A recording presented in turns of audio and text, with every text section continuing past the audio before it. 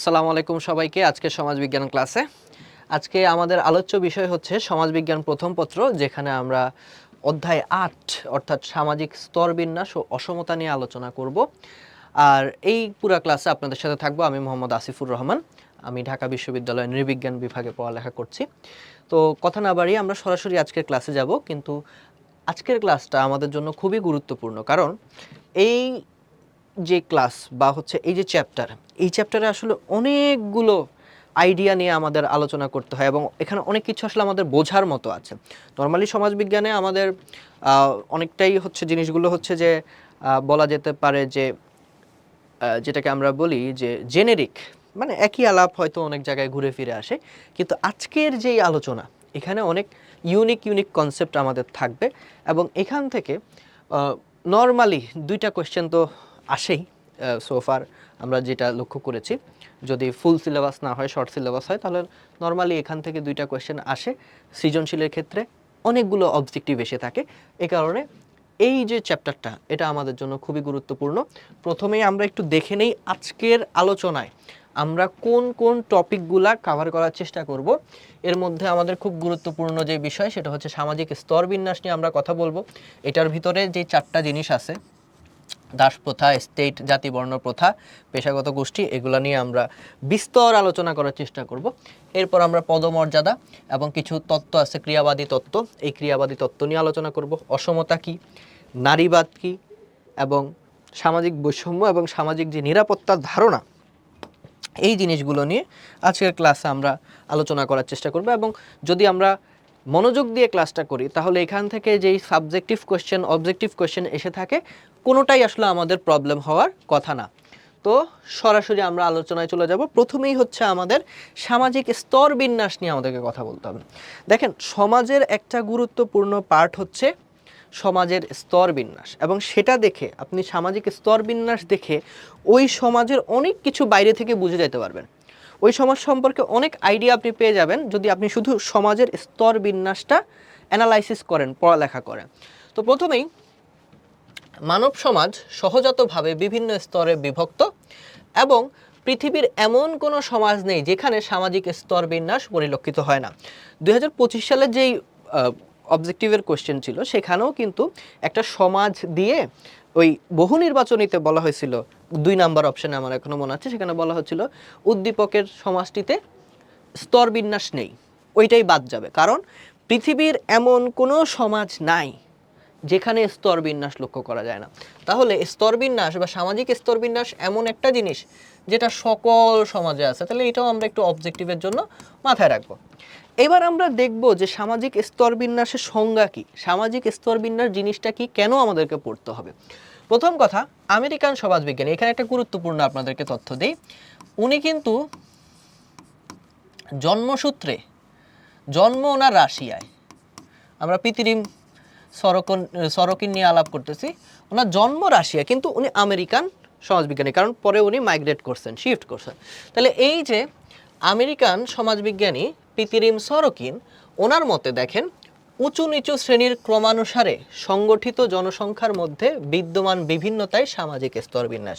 খুব সিম্পল আলাপ, সেটা হচ্ছে যদি সমাজে এমন ব্যবস্থা থাকে যে কেউ উঁচু কেউ নিচু এই ধরনের জিনিসগুলো থাকে, এবং সেই প্রত্যেকটা ভাগের ভিতরে যদি ক্রমবর্ধমানভাবে সেখানে যদি আমরা জনসংখ্যা বাড়তে দেখি, এটাকে আমরা বলবো সামাজিক স্তর বিন্যাস। প্রত্যেকটা সমাজে কিন্তু স্তর বিন্যাস সেটা আছে, এটা আমরা অলরেডি আলোচনা করেছি।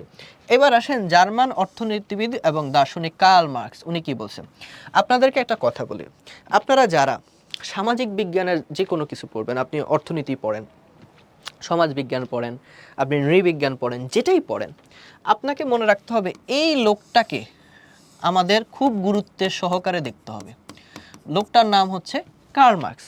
সে এত মানে প্রভাবশালী একটা মানুষ, সে আসলে প্রত্যেক জায়গায় প্রশ্নের জন্য গুরুত্বপূর্ণ। সেটা আপনি ধরেন এইচএসসি পাস করলেন, এইচএসসি পাশের পরে আপনি যেই উচ্চতর ডিগ্রি পড়তে যাবেন, সেখানেও আপনার কোনো না কোনো পর্যায়ে কার্ল মার্কসের সাথে আপনার দেখা সাক্ষাৎ হয়েই যাবে। কার্ল মার্কসের সাথে আপনার এই যে আমরা যেটাকে বলি যে সাক্ষাৎ হয়ে যাবে, সাক্ষাৎ বলতে মানে পড়ালেখা বইয়ে তার নামটা আপনি পাবেন, অলরেডি আমরা পেয়ে গেছি।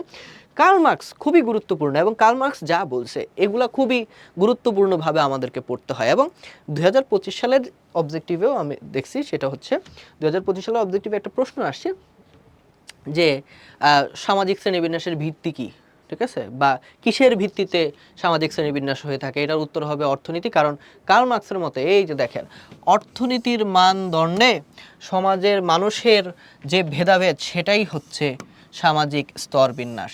যেখানেই কার্ল মার্কস, আমি আপনাদেরকে একটা কথা বলে রাখি বোঝার জন্য, এবং এটা আপনারা যখন পড়বেন এটা আপনাদেরকে হেল্প করবে কনসেপচুয়ালাইজ করতে, সেটা হলো কার্ল মার্কসের কথা হইল পৃথিবীর সকল ঝামেলার মূল উৎস হইল সম্পদ, যেটাকে আপনি অর্থনীতি বলতে পারেন, ব্যক্তিগত মালিকানা বলতে পারেন। এইগুলার কারণেই পৃথিবীতে যত ধরনের ঝামেলা আছে, সামাজিক স্তরবিন্যাস, শ্রেণী সংগ্রাম, সমাজের প্রবলেম, সমাজের বৈচিত্র্যতা যা আছে সব কিছুর মূলে গিয়ে কার্ল মার্কস ধরবে একটা জায়গায়, সেটা হচ্ছে অর্থনীতি বা ব্যক্তি মালিকানা বা সম্পদ। এই তিনটার যে কোনো একটা যদি আপনি পান, বুঝবেন যে কার্ল মার্কস সেটাকেই নির্দেশ করছে।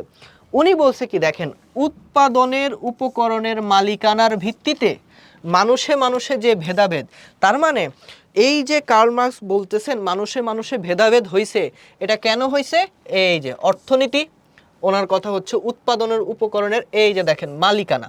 তাহলে এই দুইটা জিনিস আমরা খুব ভালো করে মাথায় রাখবো যে অর্থনীতি এবং উৎপাদনের উপকরণের মালিকানা, এগুলাই হচ্ছে সামাজিক শ্রেণীবিন্যাসের মূল উপকরণ। এগুলার কারণেই সামাজিক শ্রেণীবিন্যাস হয়েছে। আমরা সামনে গেলে দেখব কার্ল মার্কস এগুলাইকেই বলছে, এগুলার কারণেই অসমতা হয়, এগুলার কারণেই সমস্যা হয়। এবং সামাজিক স্তরবিন্যাস হচ্ছে কি, এই যে উৎপাদনের উপকরণের মালিকানার ভিত্তিতে মানুষে মানুষে যে ভেদাভেদ, সেটাই হচ্ছে সামাজিক স্তরবিন্যাস। পৃথিবীর প্রত্যেকটা সোসাইটিতে স্তরবিন্যাস আছে, স্ট্র্যাটিফিকেশন আছে, এবং সেটা দিয়ে মানুষের জীবনটা কোন দিকে যাবে সেটা নির্দেশ হয়। আপনি কোন স্তরে বিলং করেন সেটা থেকে নির্দেশ হয়ে থাকে যে আপনি আসলে কোন পর্যন্ত যাইতে পারবেন জীবনে। হ্যাঁ, সো এগুলো অনেক ব্যাপার স্যাপার আছে। তো প্রথমে আমরা একটু আইডিয়া পাইলাম। সরোকিন বলছে যে উঁচু নিচু যেখানে মানুষের মধ্যে ইয়ে থাকে সেটাই স্তরবিন্যাস। কি এইটাকে আরেকটু ডিফারেন্ট ওয়েতে, আরেকটু ডিপ ওয়েতে বলার চেষ্টা করছে, ওনার নাম হচ্ছে কার্ল মার্কস। কার্ল মার্কস বলছে যে অর্থনীতির মানদণ্ডে, কার্ল মার্কস বলতেছে উৎপাদনের উপকরণের মালিকানার ভিত্তিতে মানুষের মধ্যে যখন ভেদাভেদ হবে, উঁচু নিচু হবে, তখনই সেটা হলো স্তরবিন্যাস। এবার আমরা সামাজিক স্তরবিন্যাসের মাত্রা দেখব। সমাজবিজ্ঞানীরা তাত্ত্বিক বিশ্লেষণ এবং অভিজ্ঞতা ভিত্তিক যে গবেষণা, এগুলোর মাধ্যমে কি দেখছে দেখেন, ওনারা দেখছে স্তরবিন্যাসের মাত্রা হিসেবে আমরা ক্ষমতাকে নিতে পারি। কারণ যেই মানুষের ক্ষমতা বেশি সে সামাজিক স্তরের উপরে আছে, এ কারণেই তার ক্ষমতা বেশি। আমরা পেশাগত মর্যাদাকে নিতে পারি, খুব স্বাভাবিকভাবেই মানুষের পেশার একটা মর্যাদা আছে, এই কারণেই কিন্তু মানুষ নিজেকে সেই শ্রেণীর অংশ মনে করে। আপনারা দেখবেন যে শিক্ষকের একটা মর্যাদা সমাজে আছে, আবার পুলিশ তারা একটা মর্যাদা আছে, আবার দেখবেন মন্ত্রী, মিনিস্টার, রাজনীতিবিদ, তাদের মর্যাদা ডিফারেন্ট। তো এই যে পেশাগত মর্যাদা, আয় অথবা সম্পদ, কার্ল মার্কস তো বলতেছে এটাই হচ্ছে মেইন, এটা দিয়েই সব কিছু ডিপেন্ড করে। তারপরে শিক্ষা ও জ্ঞান, মানুষের শিক্ষা কতটুকু আছে সেটার উপরেও কিন্তু ডিপেন্ড করতেছে যে তার সামাজিক স্তর বিন্যাসে সে কোথায় থাকবে। ধর্মীয় আচার অনুষ্ঠানমূলক পবিত্রতা, ধর্মের একটা বিষয় আছে, ধর্মের উপরেও মানুষের সামাজিক স্তর বিন্যাস হয়ে থাকে। আপনারা দেখবেন যে একজন ইমাম সাহেব যখন এটা বলে, ইমামের পরেই কিন্তু বসে গেছে সাহেব, তার মানে কি উনি একজন শ্রদ্ধার পাত্র, ওনাকে সবাই ফলো করবে ধর্মীয় ক্ষেত্রে। হ্যাঁ, তারপরে পরিবার ও জাতিগোষ্ঠীর পদমর্যাদা, হ্যাঁ, সো এইগুলাতেও কিন্তু ম্যাটার করে। আপনি জমিদার ফ্যামিলির ছেলে, তাহলে কিন্তু আপনার জন্মগতভাবেই সামাজিক স্তরে আপনি ইয়ে হয়েছে, নো ম্যাটার আপনি আসলে আপনাদের জমিদারি এখন আছে কি নাই, হ্যাঁ, আপনার এখন খাইতে কষ্ট হয় কি কষ্ট হয় না সেটা বিষয় না, আপনি যে জন্মসূত্রে জমিদার বংশের ছেলে এটা কিন্তু একটা ব্যাপার। তারপরে হচ্ছে স্থানীয় সম্প্রদায় ভিত্তিক মর্যাদাকে মূল্য দেওয়ার ব্যাপারে মোটামুটি তারা ঐকমত্যে পৌঁছাইছে যে এইগুলা হইল আমাদের সামাজিক স্তর বিন্যাসের মাত্রা, এগুলার উপর ডিপেন্ড করে মানুষের সামাজিক স্তর বিন্যাস নির্ধারিত হয়ে থাকে। এখন এই যে সামাজিক স্তর বিন্যাস আছে, এই স্লাইডটাতে আমাদের 3টা স্টার আমি দিয়ে দেই, কারণ এই স্লাইডটা খুব গুরুত্বপূর্ণ। এখান থেকে বোথ সিকিউ এবং এমসিকিউ আসে। তো আমি আগে বলি, এই যে সামাজিক স্তরবিন্যাসের আমরা মাত্রাটা দেখলাম, এগুলার উপরে ভিত্তি করে, স্তর বিন্যাসের উপর ভিত্তি করে আমরা দেখতে পাচ্ছি 4টা ধরনের সমাজের কথা বলা হয়েছে। কার্ল মার্কসকে নিয়ে যেহেতু আলোচনা আসছে, প্রথমে এই জিনিসটা একটু আলাপ করে নিই। কার্ল মার্কস বলছে মানুষের সমাজ বিবর্তন হয়ে 5টা ধাপে গেছে। হ্যাঁ, 5টা ধাপে সমাজ বিবর্তিত হবে। প্রথমটাতে উনি বলছিল যে এমন একটা সমাজ ছিল পৃথিবীতে যখন কোনো সামাজিক স্তরবিন্যাস ছিল না, সবাই সমান ছিল, যেটাকে বলা হয়েছে আদিম সাম্যবাদ। যেহেতু সেই সমাজে কোনো সামাজিক স্তরবিন্যাস ছিল না, সেটা আমাদের এখানে আলোচনায় আসবে না। তারপরেরটাই আমাদের এখানে আলোচনায় আসবে। বলছে কি, কার্ল মার্কস বলছে যখন আদিম সাম্যবাদ ছিল তখন মানুষের মাথায় এই আইডিয়াটা ছিল না যে আমার নিজের কোনো সম্পদ হইতে পারে। তারা তখন কি করতো, ফলমূল সব নিজেরা কুড়ে আনতো, তারপর নিজেরাই খেয়ে ফেলতো। কারণ ওই ফল রেখে দিলে তো পচে যাবে, ওইটা তো আসলে সংরক্ষণ করার তেমন কিছু নাই, খুব বেশি দিন ওটাকে সম্পদ হিসেবে সংরক্ষণ করার কিছু নাই। যখন কৃষিকাজ মানুষ আস্তে আস্তে শিখতে শিখলো, তখন মানুষ আস্তে আস্তে বুঝছে যে জমি তো একটা গুরুত্বপূর্ণ জিনিস। তখন থেকে ব্যক্তি মালিকানার ধারণা মানুষের ভিতর আসছে, এবং তখন থেকে মানুষ সম্পদ কুক্ষিগত করার একটা চিন্তা ভাবনা মানুষের ভিতর ঢুকছে। ঠিক সেই সময় থেকে একটা ধারণা মানুষের ভিতর ঢুকছে, সেটা হচ্ছে দাস প্রথা। এটাই হচ্ছে সমাজ স্তর বিন্যাসের প্রথম ধাপ। তাহলে আমরা একটু দেখি, সমাজ স্তর বিন্যাসের মধ্যে 4টা প্রধান ধরন আমরা দেখতে পারি।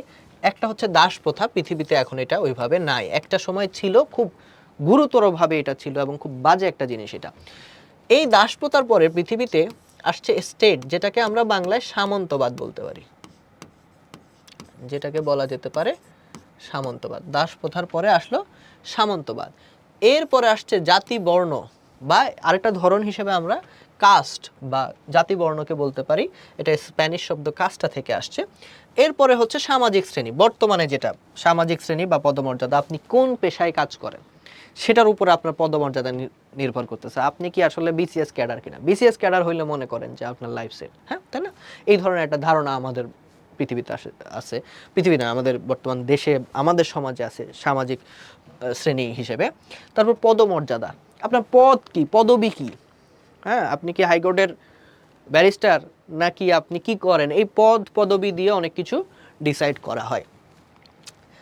এইবার আসি দাস প্রথাতে আমাদেরকে দেখতে হবে। যেটা আমি বলতে ভুলে গেছি, যে প্রায় সময় প্রশ্ন আসে যে ধরন কয়টি, সামাজিক স্তর বিন্যাসের সর্বস্বীকৃত ধরন কয়টি? 4টি। এটা অবজেক্টিভে আসে, খুব গুরুত্বপূর্ণভাবে এটা পড়ে রাখবেন। 2023 সালে অবজেক্টিভে আসছিল, 2025 সালেও এইখান থেকে আসছে যে সর্বস্বীকৃতভাবে সামাজিক স্তর বিন্যাসের ধরন কয়টি? 4টি। হ্যাঁ, তো এগুলো মনে রাখবো আমরা। প্রথমটা আমরা একটু আলোচনা করব। প্রথমে হচ্ছে দাস প্রথা। পৃথিবীর সবচেয়ে ঘৃণিত যদি কোনো ব্যবস্থা থাকে তার মধ্যে একটা হচ্ছে দাস প্রথা। তো এটা কোত্থেকে আসছে আমরা একটু দেখি। ম্যাক্স ওয়েবার, একজন বিখ্যাত তাত্ত্বিক, উনি বলছে প্রাচীন গ্রিসে যেই দাস প্রথা ছিল, এইটাই হচ্ছে দাস প্রথার আদর্শ রূপ। ওইখানে মানুষকে কি করতো, নিলামে বিক্রি করে দেওয়া হতো। যাকে বিক্রি করে দেওয়া হইলো, হ্যাঁ, তাকে অন্য কেউ হচ্ছে কিছু টাকার বিনিময়ে কিনে নিত, এবং তার স্বাধীনতা বলতে কিছু থাকতো না, এবং তার জীবনটাই ওই মানুষটার, মানে যে তাকে কিনে নিছে, তার ধরন অনুযায়ী চলবে। সে যা বলবে তাই করতে হবে, তার কোনো ব্যক্তিগত অধিকার নাই। না, সে খাইতে দিলে খাবে, খাইতে না দিলে খাবে না, একদম পশুর মতো তাকে ট্রিট করা যেত। আপনারা যদি কখনো সুযোগ হয় একটা বই পড়বেন, শওকত ওসমানের লেখা কৃতদাসের হাসি, এটা লিখেছেন শওকত ওসমান। এটার জন্য উনি অনেক পুরস্কারও পাইছে, এবং পড়বেন, দেখবেন যে পড়তে ভালোই লাগতেছে। তো এইটার কাহিনীটা আমি আপনাদের সাথে একটু আলোচনা করি। যে বাদশাহ হারুনুর রশিদের কথা এখানে বলা হয়েছে, যে তার একজন কৃতদাস ছিল। কৃতদাস রাতের বেলায় ওই কারোর সাথে দেখা করতে গিয়ে হাসছে। এই হাসা হারুনের কানে আসছে। হারুন তখন চিন্তা করছে, ওই হলো গোলাম, কৃতদাস, ও কেন হাসবে, বা কি আমার পারমিশন নিয়ে হাসতেছে? চিন্তা করেন কত সিলি একটা বিষয়, তারপরেও এগুলা নিয়ে ইস্যু তৈরি হয়। তখন বাদশাহ হারুনুর রশিদ তার যে বন্ধুর সাথে সে হচ্ছে যে হাসতেছিল, সেই বন্ধুকে আলাদা করে দিছে, ওই কৃতদাসকে আলাদা করে দিছে। এইবার তাকে বলছে যে হাস। এখন কৃতদাস তো ভয়ে হাসে না, এবার তাকে চাবুক দিয়ে মাইরা বলতেছে যে হাস। এবং মারতেছে আর বলতেছে হাসো, এবং যত মারে তত বলে আরো হাসো আরো হাসো, এই ধরনের একটা কাহিনী আছে, আমি পুরো গল্পটা ভুলে গেছি। তো যাই হোক, তো যেটার জন্য বলছি সেটা হচ্ছে এই যে কৃতদাস বা দাস, তাদের আসলে যেই অধিকার আছে, তারা যে মানুষ, মানুষ হিসেবেই তাদেরকে কাইন্ড অফ ট্রিট করা হইতো না, এবং তাদেরকে দিয়ে যত নিকৃষ্ট কাজগুলো আছে সব করানো হইতো, খুব বড় বড় মানে প্রেশার হয় এই ধরনের কাজকর্ম তাদেরকে দিয়ে করানো হইতো। তো গ্রিসে তাহলে এটা দেখা গেল, এটা একটা অবজেক্টিভ হইতে পারে যে কোথায় আসলে দাস প্রথার আদর্শ রূপ দেখা যায়। প্রখ্যাত ব্রিটিশ চিন্তাবিদ এবং রাষ্ট্রবিজ্ঞানী হব হাউস, উনি দাস প্রথার 3টা বৈশিষ্ট্য ইয়ে করছে। প্রথম বৈশিষ্ট্যটা একটু খেয়াল করেন, দাস হবে সেই ব্যক্তি যে আইন ও প্রথা অনুসারে অন্য একজনের সম্পত্তি। খেয়াল করেন, এই লোকটা মানুষ কিন্তু তার নিজের উপর কোনো অধিকার তার থাকবে না, সে অন্য আরেকজনের সম্পত্তি, ম্যাটেরিয়ালের মতো সে কাজ করবে।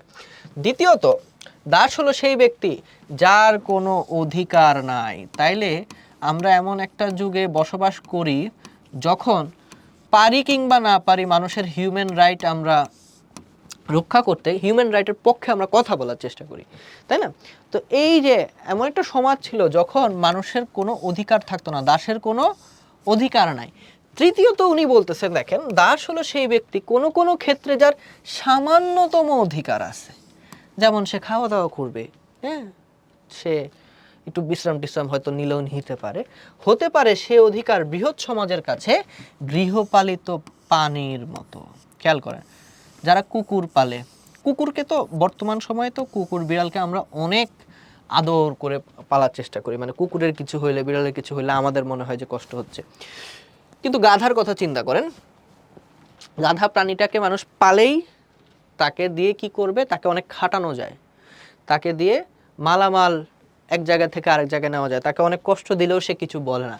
দাসটা ছিল অনেকটা এরকমের মতো, তাকে একটু খাওয়া দাওয়া দিত, কারণ তাকে তো বাঁচায় রাখতে হবে, একটু তাকে হয়তো রেস্টও করতে দিত, কিন্তু তার যে অধিকারটা তাকে চিন্তা করা হয়তো পশু সমতুল্য। তাহলে এটা কত নিকৃষ্ট একটা বিষয়। তাহলে সমাজের যে শ্রেণীবিন্যাস শুরু হইলো, প্রথম ধরনটা আমরা দেখলাম দাস। এখানে একটা শ্রেণী, সে হচ্ছে মালিক শ্রেণী, সে দাসকে কিনে নিয়েছে। আরেকটা শ্রেণী হচ্ছে দাস, সে মালিকের কথাই উঠবে, মালিকের কথায় বসবে, মালিক বললে সে খাবে, মালিক না বললে সে খাবে না, এরকম একটা অবস্থা ছিল। তো আল্লাহর দুনিয়া থেকে এই জিনিসটা উঠে গেছে, এটাই আল্লাহর কাছে আমাদের লক্ষ লক্ষ শুকরিয়া। এইবার আমরা আসি, দেখেন, slavery as an industrial system, ethnological researcher, এই গ্রন্থে নিবয়ের সাহেব, ডাচ সমাজ চিন্তাবিদ, উনি বললেন পৃথিবীর যত প্রকার দাস ব্যবস্থা প্রচলিত আছে তাদের মধ্যে প্রকৃত সামাজিক অবস্থাকে এভাবে বর্ণনা করা যায়। প্রথমত, প্রত্যেক দাসের একজন মালিক থাকে। তাহলে আমরা বলতেছিলাম যে শ্রেণী দুইটা, একটা হচ্ছে দাস আর একটা হচ্ছে মালিক। তো প্রত্যেক দাসের একজন মালিক থাকবে। দ্বিতীয়ত, স্বাধীন বা মুক্ত মানুষের তুলনায় দাসদের সামাজিক অবস্থান হবে নিচু। যারা স্বাধীন তাদের অবস্থান হবে বড়, তারা মার্চেন্ট, অভিজাত, তারা দাস কিনবে।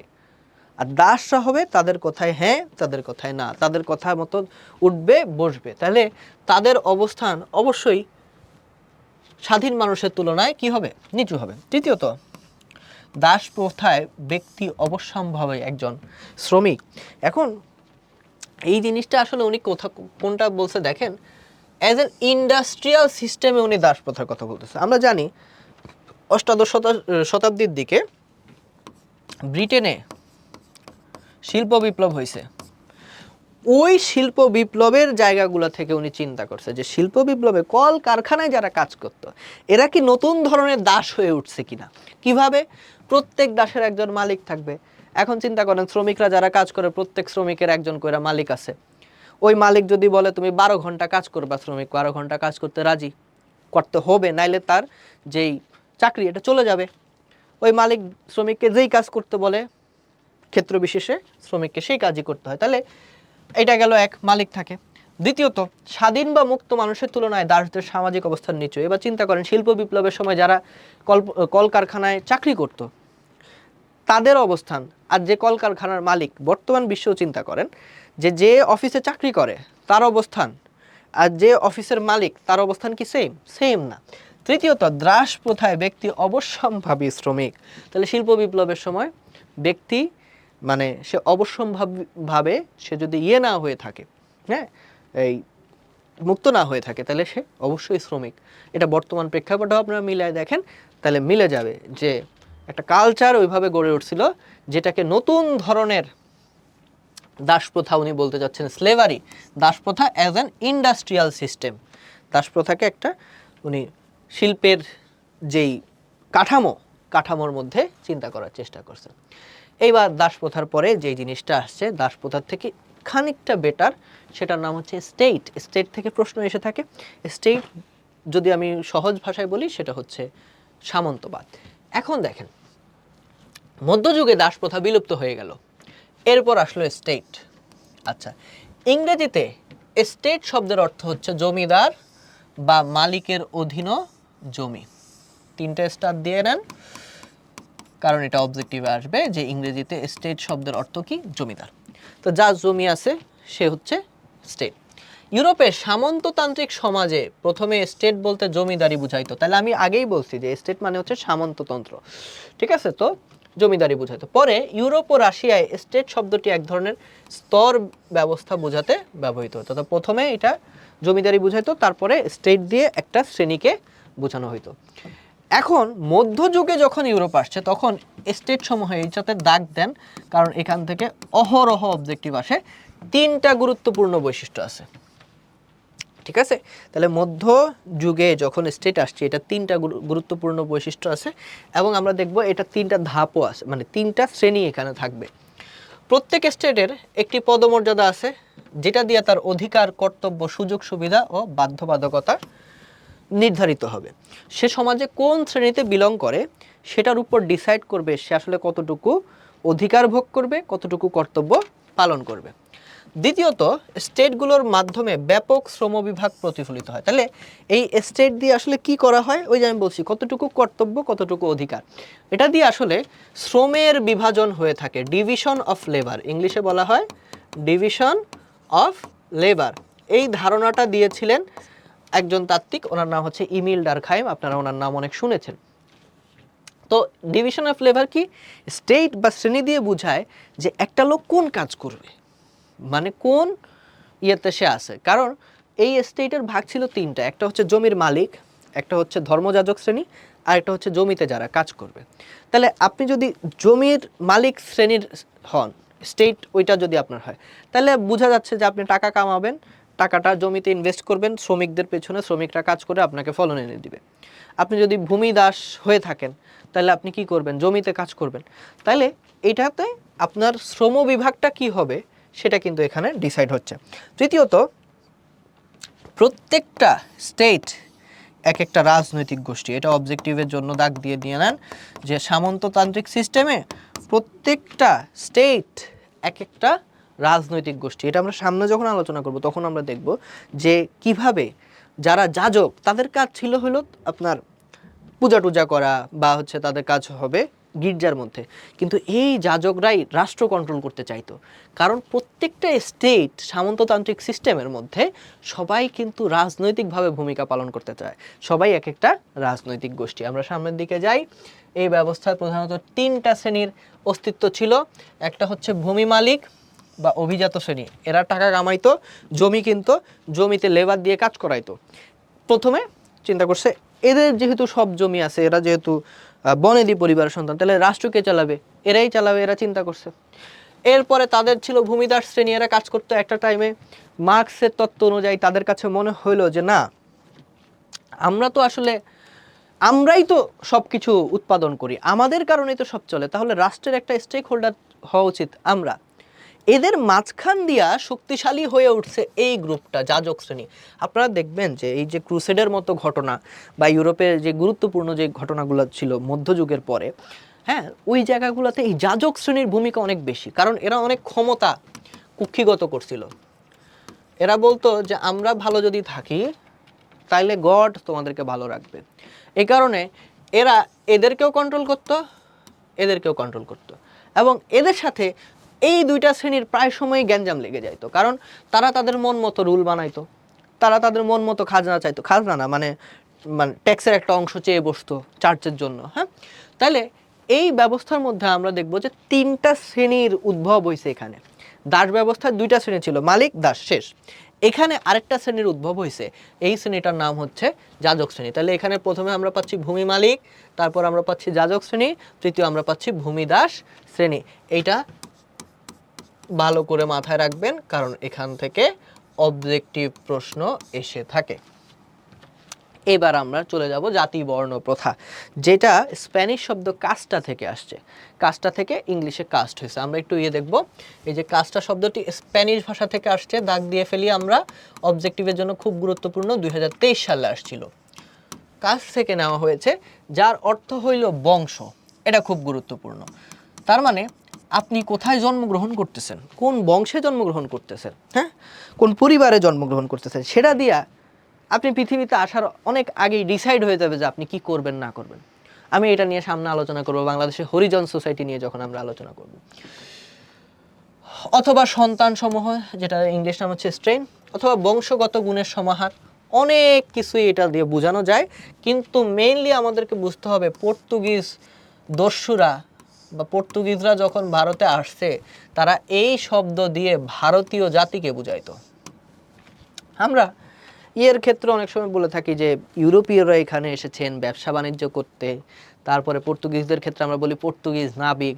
এরা আসলে ব্যবসা বাণিজ্য কম, এখানে আসছে লুটপাট করতে, ডাকাতি করতে, ঠিক আছে। এবং যাদেরকে আমরা আসলে নাবিক বলি, এদেরকে আমরা সম্মান দেখাইয়া বইয়ে লিখতে হবে দেখে নাবিক শব্দটা ইউজ করি, কিন্তু এরা আসলে নাবিক না, এরা হইল মূলত জলদস্যু, ঠিক আছে। এদের কাজই ছিল মানুষের লুটপাট করা। তো ওরা যখন আসছে পর্তুগিজরা এখান থেকে অনেকেই বলে মশলা ব্যবসা করতে আসে। কিসের ব্যবসা? যতটুকু ব্যবসা তার থেকে বেশি ওরা হচ্ছে যে এখানকার যে মশলাগুলা, জমিগুলা, এগুলা দখল করে মানুষের দিয়ে জোর করে ওখানে মশলা চাষ করাইতো। লুটপাটই হচ্ছে ওদের মূল লক্ষ্য ছিল। তো ওরা যখন আসছে, ওরা তখন এই কাস্টা শব্দ দিয়ে ভারতীয় জাতি যারা আছে, আমাদের খুব স্বাভাবিকভাবেই শারীরিক গড়ন তাদের তুলনায় আমাদের একটু ডিফারেন্ট, আমাদেরকে বোঝানোর জন্য ওরা হচ্ছে এই কাস্টা শব্দটা ব্যবহার করতো। এবার আসি, সমাজবিজ্ঞানী নাজমুল করিম বলেন। নাজমুল করিমের নাম আপনারা বারবার শুনবেন, ওনাকে বাংলাদেশের সমাজবিজ্ঞানের জনক বলা হয়ে থাকে। নাজমুল করিম উনি কি বলেন দেখেন, জাতিবর্ণ ভারতীয় সমাজের প্রেক্ষাপটে একটা বিশেষ রূপ। অনেক আগে থেকে এখানে জাতিবর্ণ খুব গুরুত্বপূর্ণ একটা ভূমিকা পালন করছে। ফলে জাতিবর্ণ বলতে অনেক সময় কেবল হিন্দু জাতিবর্ণকেই বোঝায়। যদিও এই কথা সত্য যে জাতিবর্ণ হিন্দু সমাজের একটি বিশিষ্ট দিক, কিন্তু সব সমাজেই কিছু না কিছু জাতিবর্ণ দেখা যায়। সো আমাদের এখানে উপনিবেশকদের যে সময়টা, ওইখান থেকেই দেখা যাচ্ছে যে 4টা বর্ণ পেশাগত পরিচয়ে ভাগ ছিল। এ কারণে নর্মালি জাতিবর্ণ বললে সাধারণভাবে মানুষের ওই হিন্দু সমাজের জাতিবর্ণের কথা মনে চলে আসে। হ্যাঁ, এটা উনি এখানে বলছে, কিন্তু ব্যাপারটা এরকম না। ব্যাপারটা হচ্ছে প্রত্যেকটা সমাজেই জাতিবর্ণ আছে, যেমন মুসলমানদের মধ্যেও কিন্তু আছে। লাইক আশরাফ মুসলমান, আমরা যখন ওই সেকেন্ড পেপার যখন পড়বো বাংলাদেশের গ্রামাঞ্চলে স্ট্যাটাস কিভাবে, স্তরবিন্যাস কিভাবে হয়, তখন আমরা দেখব যে ধর্মীয় পরিচয়ে আশরাফ মুসলমান মানে উঁচু শ্রেণীর মুসলমান এবং আত্রফ মুসলমানের মধ্যেও একটা ভাগ আছে। এবং আপনারা জানেন কি না, আমাদের দেশ যখন ভাগ হয় এর আগে, মানে দুই পাকিস্তান যখন একসাথে ছিল, পশ্চিম পাকিস্তানিরা কিন্তু প্রায় সময় আমাদেরকে বলতো যে আমরা ওদের থেকে কম মুসলমান। ওরা মনে করতো এই বেলুচিস্তানে যারা আছে, ইসলামাবাদে, করাচিতে যারা আছে, তারা আমাদের থেকে বেটার মুসলমান, কিন্তু আমরা তাদের থেকে কম মুসলমান, কারণ আমরা এদিকে ভাটির অঞ্চলের মানুষ, আমাদের মধ্যে অনেক হিন্দু আনির প্রভাব আছে, এগুলো তারা বলতো। এই কারণে তারা চিন্তা করতো তারা আমাদের থেকে বেটার মুসলমান, আমরা তাদের থেকে লেস ইম্পর্টেন্ট মুসলমান, আমরা আত্রফ। হ্যাঁ, তো জাতি বর্ণ যে চিন্তা ভাবনা, হ্যাঁ, স্তরবিন্যাসে যে এই যে কেউ বেটার কেউ কম বেটার, হ্যাঁ, এই যে চিন্তা ভাবনা, এগুলা প্রত্যেক সমাজেই আছে। কিন্তু যেহেতু হিন্দু সমাজে নিয়ে আলোচনা বেশি হয়েছে, গবেষণা বেশি হয়েছে, এই জাতি বর্ণ কথা চিন্তা করলে সবার আগেই ওইদিকে চলে যায়। তো নাজমুল করিম এটা বলার চেষ্টা করছেন যে ব্যাপারটা এরকম না যে শুধু এখানেই আছে, সব জায়গায় আছে। হ্যাঁ, তো ভারতীয় ইতিহাসবিদ ডি কোসাম্বি, ওনার মতে জাতিবর্ণ হচ্ছে নিম্নমানের উৎপাদন ব্যবস্থার অনুষঙ্গী একটি শ্রেণী। তার মানে হলো এটাকেও উনি অনেকটা ইয়ের মধ্যে নিয়ে আসতে যাচ্ছেন, কার্ল মার্কসের থিওরির মধ্যে আনার চেষ্টা করছেন যে এইটার সাথেও উৎপাদন ব্যবস্থার একটা সম্পর্ক আছে। হ্যাঁ, তো আমরা আসি জাতিবর্ণ প্রথার সাধারণ বৈশিষ্ট্য। জাতিবর্ণ প্রথাটা কি, মানে একটা জাতি বা হচ্ছে তাদের মানে একটা সম্প্রদায়ের যে মানুষগুলো আছে তারা কিছু কমন জিনিস, কমন অভিজ্ঞতার মধ্য দিয়ে তারা যাবে। এর মধ্যে একটা হচ্ছে তারা সংহতিপূর্ণ দল হবে। একই জাতির ভিতরে দেখবেন আপনি সলিডারিটি, ভ্রাতৃত্ব আছে। আন্তঃগোষ্ঠী বিবাহ হবে, এটা খুব সুন্দরভাবে আপনি বুঝবেন যে দেখবেন যে যেখানে জাতিবর্ণ প্রথার ব্যবস্থাটা প্রচলিত বেশি, সেই জায়গাটাতে তারা নিজেদের মধ্যেই বিয়ে করার চেষ্টা করে। এবং আজ থেকে 30-40 বছর আগেও বাংলাদেশে আপনারা দেখবেন যে ওই কোন কমিউনিটির মধ্যে বিয়ে হচ্ছে এগুলা নিয়ে বিশাল গ্যাঞ্জাম। হ্যাঁ, তো আন্তঃবিবাহ তারা করে থাকে, তাদের ধর্মীয় অনুশাসন নিজেদের মতো করে একটা থাকে। সামাজিক বৈষম্যের অন্যতম একটা কারণ হচ্ছে জাতিবর্ণ প্রথা এবং পেশাগত গোষ্ঠীর উপর ভিত্তি করে। আমি হরিজন সোসাইটি নিয়ে কথা বলছিলাম। এই যে বাংলাদেশে যারা হরিজন সম্প্রদায় আছেন, আপনারা দেখবেন ওনারা বেশিরভাগ ক্ষেত্রেই পরিচ্ছন্নতা কর্মী এবং এইটা অনেকটাই তারা ধরে নেন যে এটাই হচ্ছে যে তাদের জন্য নির্ধারিত কাজ। হ্যাঁ, আপনি বাংলাদেশে যে কোনো সরকারি অফিসে গিয়ে দেখবেন যে ওখানে যিনি পরিচ্ছন্নতা কর্মী হিসেবে কাজ করছেন উনি মোটামুটি 80% ক্ষেত্রে দেখবেন যে উনি এই যে হরিজন সম্প্রদায় থেকে বিলং করেন। তার মানে জাতিবর্ণ প্রথার ক্ষেত্রে পেশাগত গোষ্ঠী একটা গুরুত্বপূর্ণ জিনিস। এবং আমরা সামনে যখন আলোচনা করব তখন দেখব যে ব্রাহ্মণদের মধ্যে কিছু পেশা আছে, ক্ষত্রিয়দের পেশাটা হচ্ছে সবসময় যুদ্ধ করা বা এই রিলেটেড জিনিসগুলো তারা করে থাকতেন। তাহলে এটা একটা পেশাগত গোষ্ঠীরও অন্তর্ভুক্ত। আমাদের এখানে হিন্দু সমাজে এই পেশাগত গোষ্ঠীর উপর ভিত্তি করে 4টা ভাগ আমরা দেখছি, এগুলা নিয়ে আমরা একটু আলোচনা করব। প্রথমে হচ্ছে ব্রাহ্মণ, ওনারা হচ্ছেন শিক্ষক বা যাজক ভূমিকায় পালন করেন। ঠিক আছে, সো আমাদের যেই জাতিবর্ণ প্রথা ছিল হিন্দু সমাজে সেটার উপরে ব্রাহ্মণরা শিক্ষক যাজকের ভূমিকা পালন করতেন। এবং দেখেন ওনারা সমাজের সর্বোচ্চ মর্যাদার অধিকারী। এইটা কিন্তু দেখেন আপনি সাবকনশাস মাইন্ডে, মনের অধীনে আপনি হয়তো নিজে জানেন না ঠিক মতো, তারপরেও আপনার ব্যাকগ্রাউন্ডে কিন্তু একটা জিনিস সবসময় কাজ করে, সেটা হলো শিক্ষক মানেই মর্যাদার পাত্র। এটা কিভাবে, এই জায়গাগুলো থেকেই কিন্তু এই জিনিসগুলো আসছে। আপনি চিন্তা করবেন যে শিক্ষক যখন আপনি চিন্তা করেন তখনই দেখবেন যে আপনার মাথায় মোস্ট অফ দ্য কেসে একটা রেসপেক্টেড ইয়ে থাকে।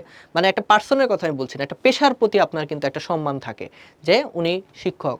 হ্যাঁ, বর্তমানে এই যে দেখেন চক্রবর্তী, তারপর মুখার্জি, চৌধুরী, সেনগুপ্ত, ব্যানার্জি, এগুলো আমাদের মুখস্থ করতে হবে না, আমরা বোঝার জন্য পড়ছি।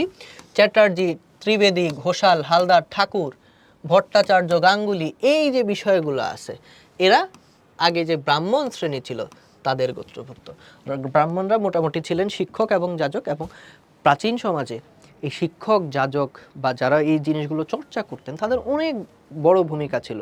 এবং রাজা রাজ দরবারে কিন্তু তাদের একটা বড় জায়গা ছিল, ওনারা মনি ঋষি যারা ছিলেন তাদের। তো এইটা হচ্ছে যে আমরা দেখতে পাচ্ছি যে ব্রাহ্মণদের একটা তারপরে আমাদের চলে আসবে ক্ষত্রিয়। ক্ষত্রিয়রা কি যোদ্ধা শ্রেণী, এইগুলা একটু মাথায় রাখতে হবে, বাকিটুকু আমাদের মনে না রাখলেও চলবে, আমরা জাস্ট বোঝার জন্য। তাহলে ক্ষত্রিয়রা হচ্ছে যোদ্ধা শ্রেণী। এখন দেশের নিরাপত্তার ব্যাপারে বিভিন্ন যুদ্ধ বিগ্রহে এরা কাজ করে থাকতো একটা সময়। সরকার, শিকদার, মজুমদার, মিত্র, বসু, হ্যাঁ, দত্ত, বালা, ঢালি, গাইন, রায়, বিশ্বাস, এরা একটা সময় পর্যন্ত ক্ষত্রিয় ভুক্ত ছিল। এরপরে আসবে বৈশ্য। বাংলাদেশ টিমে একসময় একজন খুব দারুণ পেস বলার বোলিং করতেন, ওনার নাম ছিল তাপস বৈশ্য। হ্যাঁ, একটা সময় ক্রিকেট আমাদের কাছে খুব আবেগের নাম ছিল, যদিও এখনকার যেই পারফরমেন্স তাতে আবেগ আর থাকে না। তো বৈশ্য শুনে তাপস বৈশ্যের কথা মনে পড়লো। বৈশ্য ওনারা হচ্ছেন সাধারণ ব্যবসায়ী দল, যেটাকে আমরা মার্চেন্ট বলতে পারি, যেটাকে আমরা বলতে পারি যারা কি করে থাকে, ব্যবসা বাণিজ্য করে থাকে, তারা হচ্ছে বৈশ্য শ্রেণীভুক্ত হবেন। যাবতীয় ব্যবসায়িক কার্যক্রম ওনাদের দ্বারাই সম্পাদিত হয়ে থাকে। এর মধ্যে রয়েছে কুণ্ডু, ভৌমিক, ঘোষ, দাস, হ্যাঁ, সাহা, মল্লিক, পাল, হ্যাঁ, বণিক, হ্যাঁ, নন্দী, অর্থাৎ যেগুলার সাথে আপনার ব্যবসা বাণিজ্য একটা ভাইব আছে, সেগুলো আপনি মনে করবেন যে সেটা হচ্ছে বৈশ্য শ্রেণী। এই যে প্রামাণিক, হরি, এগুলো দেখা যাচ্ছে। লাস্টে আমরা যেটা দেখব সেটা হচ্ছে শূদ্র। শূদ্ররা হচ্ছে নিম্ন শ্রেণীর বর্ণ। তো এই চারটার মধ্যে সবচেয়ে নিম্ন শ্রেণীর যিনি যারা, তারা হচ্ছে শূদ্র। এ কারণেই কিন্তু ওই যে এই ইয়েগুলো নিয়ে যে ব্রাহ্মণরা নিজেদের কিছু তাদের রীতিরেওয়াজ ছিল, তারা সবার সাথে মিশতেন না, হ্যাঁ, সবার সাথে বিয়ে শাদী করা যাইতো না বিশেষ করে। সো এই জিনিসগুলো ছিল এদের কাজ। মূলত এই যে উপরের তিনটা যে শ্রেণী, তাদের সেবা করা, হ্যাঁ, সমাজের যাবতীয় নিম্নমানের কাজকর্ম শূদ্ররাই করে থাকতো। এর মধ্যে দাস, সূত্রধর, বিশ্বাস, রায়, এরকম বিভিন্ন শ্রেণী, চন্দ, ঘোষ, এরা হচ্ছে এটার ভিতরে অন্তর্ভুক্ত ছিল। অনেকগুলা দেখবেন যে কোলাইড করতেছে একই জিনিস, যেমন দাস দুইটা শ্রেণীর ভিতরেই গেছে। সো এগুলাকে এত ডিপলি আমাদের জানার দরকার নাই। যেটা আমরা মনে রাখতে হবে সেটা হচ্ছে কে কোন শ্রেণীর কাজ করতো, হ্যাঁ, কোন বংশ কোথায় গেল, সেগুলো আমরা একটা আইডিয়া নিলেই আমাদের হচ্ছে কে কোন শ্রেণীর কাজ করতো, এটা আমাদের বেশি গুরুত্বপূর্ণ। এবার আসি মহাত্মা গান্ধী সম্পর্কে একটু আলাপ করতে হবে। এই চারটার বাইরেও মহাত্মা গান্ধী হরিজন নামের একটা জাতিগোষ্ঠীর কথা বলেন। এটা বাংলাদেশে বিভিন্ন জায়গায় আপনারা আমাদেরকে পাবেন। হরিজন, এটার আক্ষরিক অর্থ হচ্ছে ঈশ্বরের কাছের মানুষ। বিশেষ করে পরিচ্ছন্নতা কর্মী যারা, তারা এনাদের অন্তর্ভুক্ত হয়। তো এটাতে কেন আসলে হরিজন বলা হয়েছে? ওনারা বাংলাদেশে এমন একটা গোষ্ঠী, বিশেষ করে বাংলাদেশ এবং পাশের ইয়েতে, তো এই জাতি বর্ণ প্রথা থাকার কারণে তাদেরকে অনেক ক্ষেত্রেই অনেক সুযোগ সুবিধা থেকে বঞ্চিত করে রাখা হতো। বিশেষ করে আপনি যদি ভারতের দিকে যান, যে ভারতে যখন এমপি মন্ত্রী ইলেকশন হয়, তখন অনেকেই দেখা যায় যে এই হরিজনদের সাথে গিয়ে তাদের সাথে খাবার দাবার খেয়ে নিজেকে খুব সেকুলার প্রমাণ করার চেষ্টা করেন, কিন্তু পরে দেখা যায় যে সে আবার আসলে মন থেকে সেটা বিশ্বাস করে না। হ্যাঁ, এই ধরনের অনেক কেস দেখা গেছে। মূলত মহাত্মা গান্ধী ওনাদেরকে নামকরণ করছে কি, হরিজন বা ঈশ্বরের কাছের মানুষ। এটা দিয়ে উনি বোঝানোর চেষ্টা করতেছে যে এই একটা শ্রেণীকে বিভিন্ন সময় মানুষ দূরে ঠেলে দেওয়ার চেষ্টা করতেছে, তাদেরকে সাথে মিশতেছে না, কথা বলছে না, খাওয়া দাওয়া করছে না, কিন্তু ওরা ঈশ্বরের সবচেয়ে কাছের, হ্যাঁ, সৃষ্টিকর্তা সবচেয়ে কাছের, সৃষ্টিকর্তা তাদেরকেও খুব মায়া দিয়ে, মমতা দিয়ে তৈরি করছে।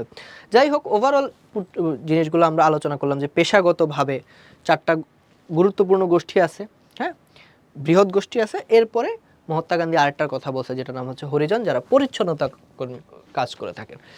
তো এই হচ্ছে আমাদের আলোচনা। এখানে আমরা দেখলাম যে জাতি বর্ণ শ্রেণী। এইবার আমাদের যেটা আলোচনা করতে হবে সেটা হচ্ছে সামাজিক শ্রেণী। আচ্ছা, তাহলে এতক্ষণ আমরা পড়ছি কি স্তর বিন্যাস, এতক্ষণ আমরা বিভিন্ন ক্ষেত্রে এটাকে কি করছি, স্তর করছি। এবার প্রত্যেকটা স্তরে যারা থাকবে তারা এক একটা করে হইল শ্রেণী, অর্থাৎ এই স্তর বিন্যাসের ভিতর যারা ইনক্লুডেড হচ্ছে তারা কোনো না কোনো শ্রেণী। তাহলে পৃথিবীর সব সমাজে যদি স্তর বিন্যাস থেকে থাকে, তাইলে শ্রেণীও পৃথিবীর মোটামুটি সব সমাজেই আমরা লক্ষ্য করতে পাবো। বটমর সাহেব কি বলছেন? বটমরের মতে সামাজিক শ্রেণী কোনো আইন বা ধর্ম স্বীকৃত গোষ্ঠী নয়। তাহলে এটা খুব গুরুত্বপূর্ণ জিনিস। সংজ্ঞা হিসেবেও অনেক সময় অবজেক্টিভেও আপনাদেরকে বলে দিতে পারে যে এটা কে বলেছেন। এটা বলেছেন বটমর। এ শ্রেণী তুলনামূলকভাবে উন্মুক্ত, বদ্ধ নয়। উচ্চ শ্রেণীতে যারা অবস্থান করছে এটা কোনো গোপন ব্যাপার নয়, যদিও বলা যায় এটা অর্থনৈতিক দল, সামাজিক অস্তিত্ব এটা সচল। তাহলে উনি বলতেছে সমাজের ভিতর যে শ্রেণীবিন্যাসটা আছে এটা কিন্তু আইন দিয়ে, তারপরে হচ্ছে আপনার ধর্ম স্বীকৃত কোনো গোষ্ঠী না, এটা সমাজে তৈরি হয়ে যাচ্ছে। কিন্তু এটার বেস হিসেবে মূলত যেটা কাজ করতেছে সেটা হচ্ছে আমাদের অর্থনৈতিক যে দল। হ্যাঁ, এটা কোনো গোপন ব্যাপার না। সামাজিক শ্রেণীতে কে উপরে আছে, কে হাওলাদার, কে তালুকদার, এটা কিন্তু আপনি জানেন। হ্যাঁ, সো এই যে বিষয়গুলা, এগুলা মোটামুটি ডিপেন্ড করতেছে একটা বড় বৃহৎ জিনিসের উপর, সেটা নাম হচ্ছে অর্থনীতি। আসলে টাকাই অনেক কিছু, হ্যাঁ, টাকার উপরেই অনেক কিছু ডিপেন্ড করতেছে। ড্রেসলার কি বলতেছে? শ্রেণী হলো কিছু ব্যক্তির সমন্বয়ে গঠিত একটি দল যাদের মোটামুটিভাবে একই ধরনের সামাজিক অবস্থান রয়েছে। আমি একটু আগে যেটা বলতেছিলাম যে ওই যে সামাজিক স্তর বিন্যাসের একটা মানে একটা অংশ যেখানে আপনি অবস্থান করতেছেন সেটাই হলো আপনার শ্রেণী। তাহলে ড্রেসলার এটাকে আরেকটু গুছায় বলছে। তিনি বলছেন কিছু ব্যক্তির সমন্বয়ে একটা দল যাদের মোটামুটিভাবে একই ধরনের সামাজিক অবস্থান রয়েছে, তারা একই সামাজিক অবস্থানে বিলং করে এবং যেখানে উঁচু নিচু দিক দিয়ে গতিশীলতা আছে। আমরা একটু পরেই গতিশীলতা পড়ব। তার মানে একই অবস্থানে তারা ইয়ে করে, আবার উঁচু নিচু দিকে গতিশীলতা আছে। যেমন ঢাকা বিশ্ববিদ্যালয়ের সব ছাত্র এটা একটা শ্রেণী আপনি বলতে পারেন, কিন্তু এদের মধ্যে আবার গতিশীলতার সিস্টেম আছে। সেটা কীরকম? এই ছাত্রদের মধ্য থেকে কিছু মানুষ হয়ে গেছে আবার উপদেষ্টা। তার মানে কি, সে তার যে অবস্থান ছিল এই অবস্থান সেখান থেকে গতিশীল হয়ে সে কিন্তু উপরে উঠছে। এই যে উঁচু নিচু দিক দিয়ে গতিশীলতা থাকবে, এটাই হচ্ছে সামাজিক শ্রেণী। সে কিন্তু কিছু ব্যক্তির সমন্বয় ছিল, সবাই ঢাকা বিশ্ববিদ্যালয়ের ছাত্র ছিল, এদের মধ্যে কিছু মানুষ তাদের জায়গা চেঞ্জ করতে পারছে, কেউ উপরে উঠবে কেউ নিচে নামবে, কিন্তু ওভারঅল যদি আপনি চিন্তা করেন একটা বন্ডের মতো, ঠিক আছে, একটা শ্রেণী থাকবে বা একটা স্তর থাকবে, সেই স্তরে কিছু মানুষ থাকবে, মোটামুটি সবাই কাছাকাছি স্ট্যাটাসের হবে এবং তাদের মধ্যে একটা গতিশীলতা থাকবে। এবার আমরা শ্রেণীর বৈশিষ্ট্যগুলো দেখি। এদের মধ্যে একতা সচেতনতা থাকতে হবে, হ্যাঁ, তাদের একটা কালেকটিভ কনসাস থাকবে। এটা বলছে কার্ল মার্কস। কার্ল মার্কস বলতেছে পৃথিবীর যত শ্রেণী সংগ্রাম হয়েছে সব কিন্তু তাদের কালেকটিভ কনসাস থেকে হয়েছে, যে না আমাদের এই শ্রেণীর জন্য কিছু একটা করতে হবে, আমার এই শ্রেণীর জন্য আমাকে লড়াই করতে হবে, হ্যাঁ, এই শ্রেণীর অধিকারের জন্য আমার কি কি কর্তব্য হবে, কেমনে আমি চলবো না চলবো, এগুলোর জন্য আমাকে লড়াইয়ে থাকতে হবে। কালেকটিভ কনসাস থাকবে তাদের মধ্যে। অন্যান্য শ্রেণী থেকে আলাদা অনুভূতি থাকতে হবে, খুব স্বাভাবিকভাবে। দেখেন, শিক্ষক সে যদি একটা শ্রেণী হয়, হ্যাঁ, তার অনুভূতি তো ডাক্তারের মতো হবে না। আবার ডাক্তারের তো বাংলাদেশে যারা আইনজীবী সমাজের মতো হবে না, ঠিক আছে। বাংলাদেশে এখন একটা নতুন ট্রেন্ড চালু হয়েছে। ট্রেন্ডটা কি? এখন মানুষজন যে কোনো কিছুর জন্যই ডাক্তারকে আসলে দোষ দিতে খুব পছন্দ করে। কিছুদিন আগে আমি দেখলাম যে এক ছেলে ডেঙ্গুতে মারা গেছে। ডেঙ্গুতে মারা যাওয়ার পরে তার বন্ধু বান্ধব সবাই এসে ডাক্তারের যে চেম্বার, না মানে সরকারি হাসপাতাল ধুমসে ভাঙাভাঙি করার পরে তারা মিডিয়াতে সাক্ষাৎকার দিতেছে যে চিকিৎসার অভাবে আমাদের বন্ধু মারা গেছে। তো ওর হয়েছিল কি? ডেঙ্গু। এখন ডেঙ্গু এমন একটা জিনিস যেটা চিকিৎসা নাই, যেটা চিকিৎসা নাই সেটা চিকিৎসা কেমনে ডাক্তার দিবে, তাই না? এগুলা নিয়ে অনেক হয়, মানে সবার কাছেই মনে হয় যে মানে ডাক্তারকে একটা ঠাটের উপর যদি আমরা রাখতে পারি তাইলেই মনে হয় আমরা কিছু একটা হয়ে গেলাম, এই ধরনের একটা চিন্তা ভাবনা আমাদের কালেকটিভ কনসাসনেস আছে। তো এইখান থেকে সবচেয়ে বিপদে পড়ে কারা?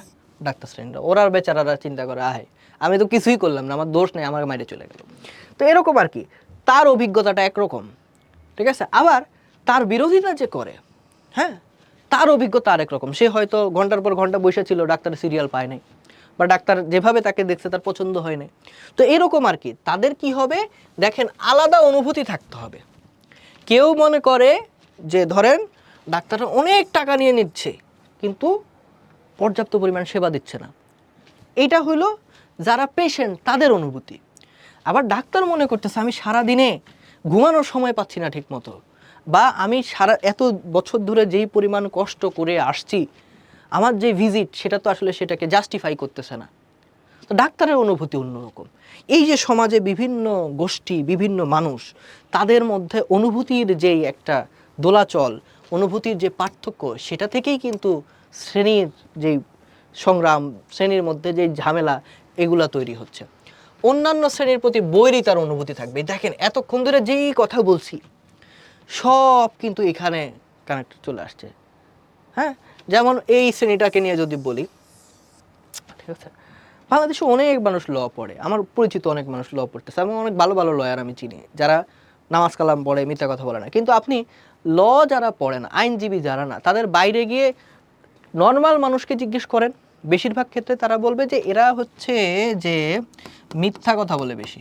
ও কিন্তু জীবনে কোনো লয়ারের সাথে কথাও বলে নাই, ও জানেই না লয়াররা কীরকম, কিন্তু তার কালেকটিভ কনসাসনেসে ওই যে একটা বৈরিতা আছে যে লয়ার মানে মনে হয় একটু মিথ্যা কথা বলে।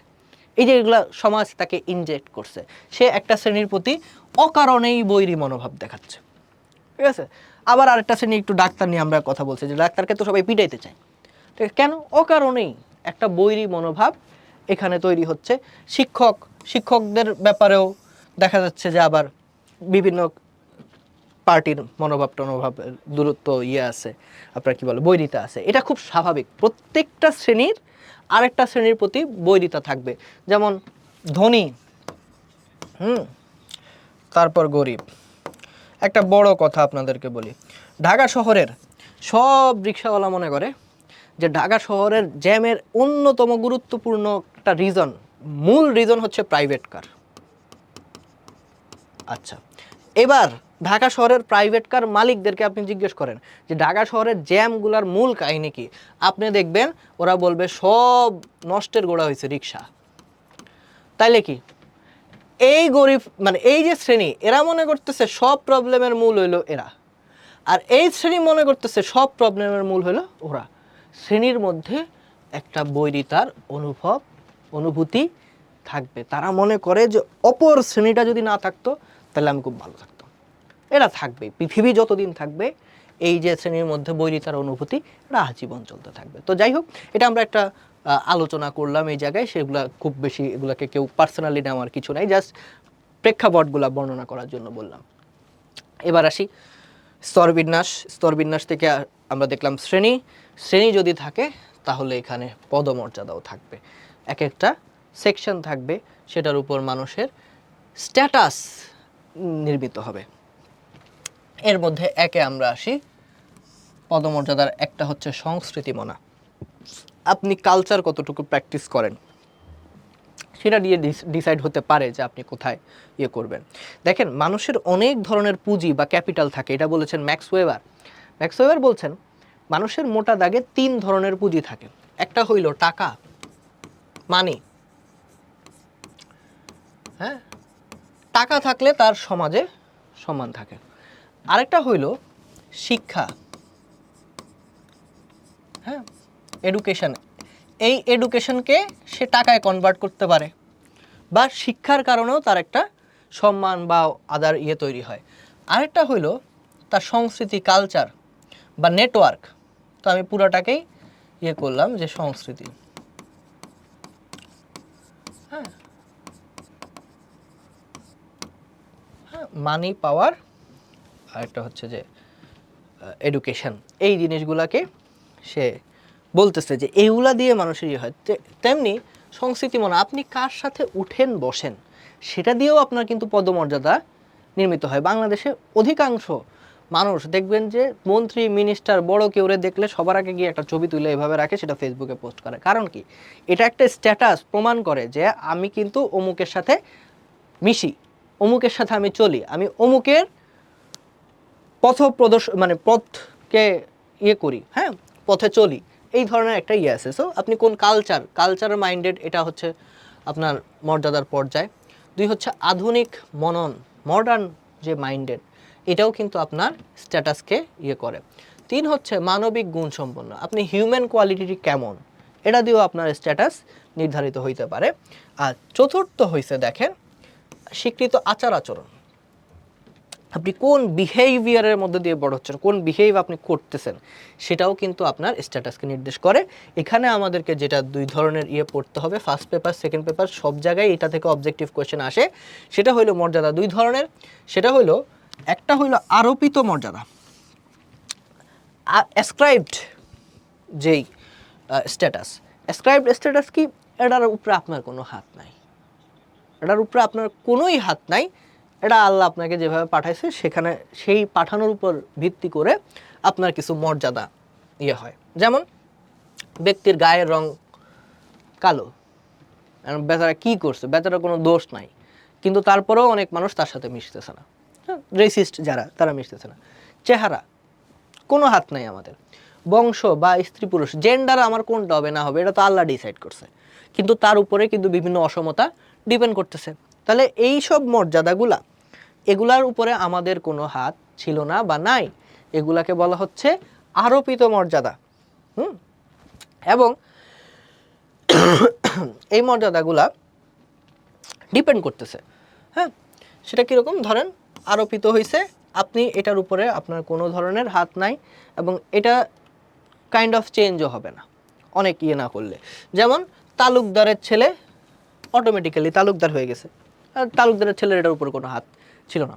তারপরে এটা ক্যাজুয়াল কথা বলি, সেটা হলো বাংলাদেশে দেখবেন যে কারো বাড়ি যদি এই অঞ্চলটাতে হয়, হ্যাঁ, যেই মুহূর্তে কেউ একজন জানতে পারে যে সে এই অঞ্চল থেকে বিলং করে, সেই মুহূর্তেই দেখবেন যে অন্যদের মধ্যে একটা কেমন যেন মানে তাকে ছোট করে দেখার একটা প্রবণতা আছে, এবং তার সাথে কথাবার্তাও বলতে চায় না, মনে করে যে এই অঞ্চলের মানুষের মধ্যে হয়তো বা ঘাপলা আছে।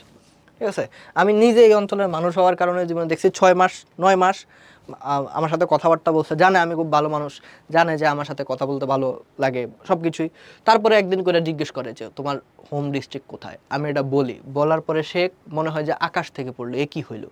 হ্যাঁ, সাথে সাথে তার ধারণা মানে সে খুব কনফিউজড হয়ে যায়। তো এই যে বিষয়টা, এটাও কিন্তু একটা আরোপিত মর্যাদা। আমি কোন জায়গায় আসব, আমি কোন জায়গায় জন্ম নিব, এটা কিন্তু আমার হাতে ছিল না। আমার হোম ডিস্ট্রিক্ট কী হবে এটা আমার হাতে ছিল না, কিন্তু সেটা দিয়ে মানুষ আমাকে জাজ করতে পারে। আরেকটা হইল অর্জিত মর্যাদা। এটা খুব দারুণ জিনিস, এটা হচ্ছে অ্যাচিভড স্ট্যাটাস, অর্জিত মর্যাদা। সেটা কীরকম?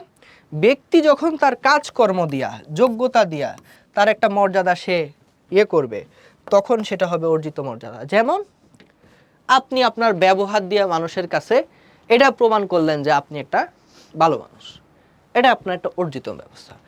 এরপরে আপনি প্রফেশনে গেলেন, আপনি অনেক কষ্ট করে পড়ালেখা করে আপনি ধরেন শিক্ষক হইলেন, ডাক্তার হইলেন, ইঞ্জিনিয়ার হইলেন, তারপরে ব্যাংকার হইলেন, দেশ ও জাতির সেবা করলেন, তখন আপনি যেই মর্যাদাটা পাবেন এটা হইলো আপনার নিজের হাতে কামাই করা, মানে আল্লাহর ইয়েতেই, অবশ্যই আল্লাহর ইচ্ছায়, কিন্তু আপনার নিজের হাতে কামাই করা যে মর্যাদা, সেটাকে বলা হচ্ছে অর্জিত বা অ্যাচিভড স্ট্যাটাস।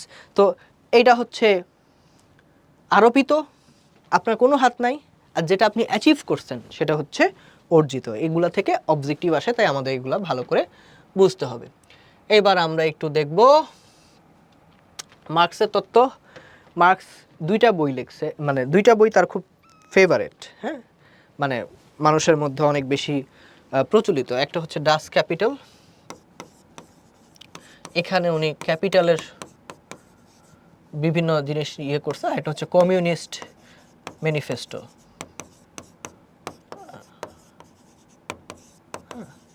সো এই জায়গাগুলোতে উনি আসলে কি বলতেছেন দেখেন, উনি বলতেছেন মানুষের ব্যক্তিগত আচরণ, সমাজের পরিবর্তন, সব কিছুর মূল চাবিকাঠি হইল শ্রেণী। আমরা তো এই যে শ্রেণী নিয়েই কথা বলতেছিলাম, শ্রেণী, এবং উনি এখানে শ্রেণী সংগ্রামের কথা বলবেন।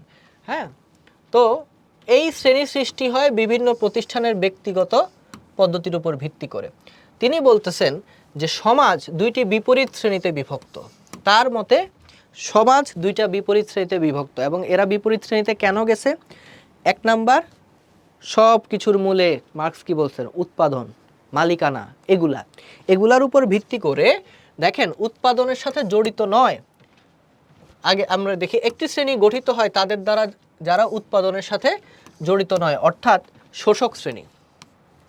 মানে যারা, উনি বলতেছেন যারা মালিক, যারা উৎপাদন ব্যবস্থার উপর যাদের কন্ট্রোল আছে, এরা শোষক।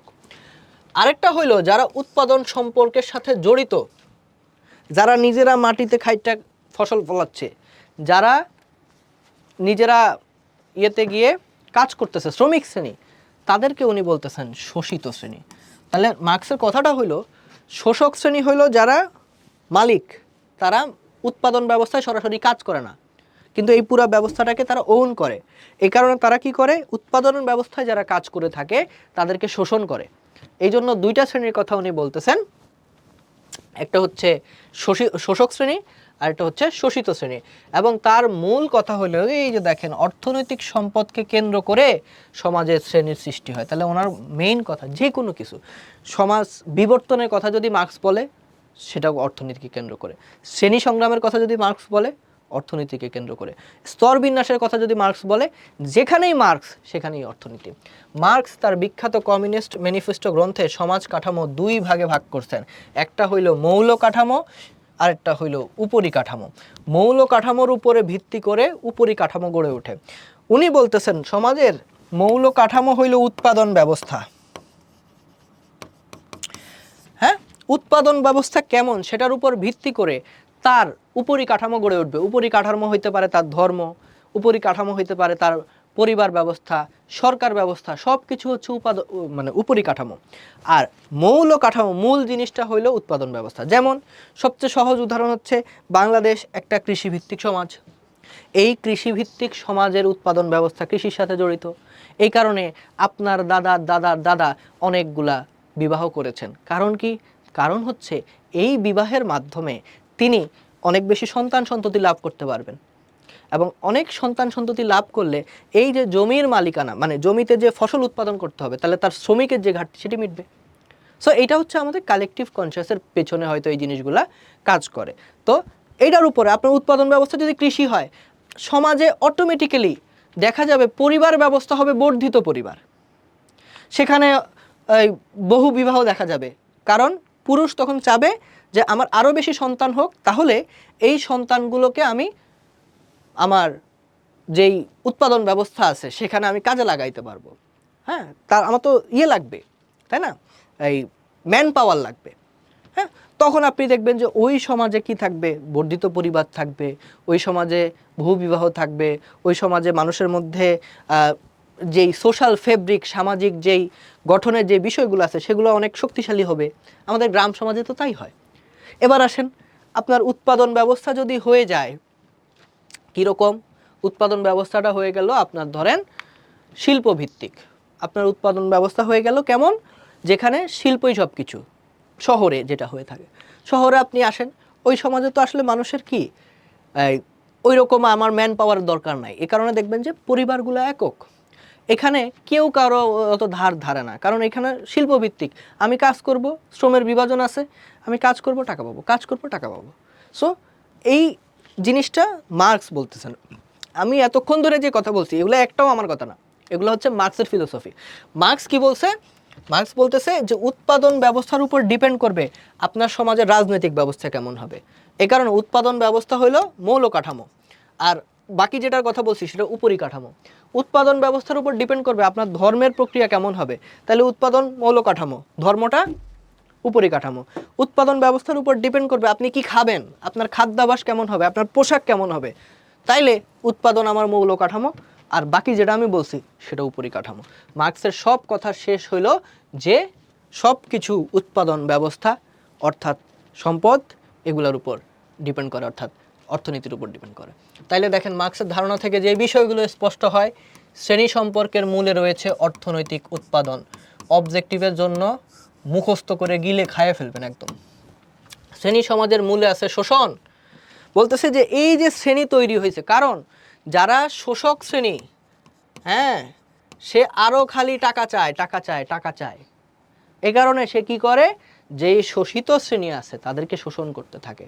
8 ঘন্টা কাজ করলেই হয়ে যায়, কিন্তু না, সে বলে যে তোরা আরও কয়টা টাকা দিব, তুই ওভারটাইম কর, তুই 12 ঘন্টা কাজ কর। সে কি করে, ওই মানুষের জীবন থেকে আরও এক্সট্রা 4 ঘন্টা নিয়ে নেয়, সে তাকে আরও খাটায়, মেশিনের মতো খাটাইতেই থাকে খাটাইতেই থাকে। তাহলে এটাই বলতেছে শ্রেণী সমাজের মূলে আছে কি? শোষণ।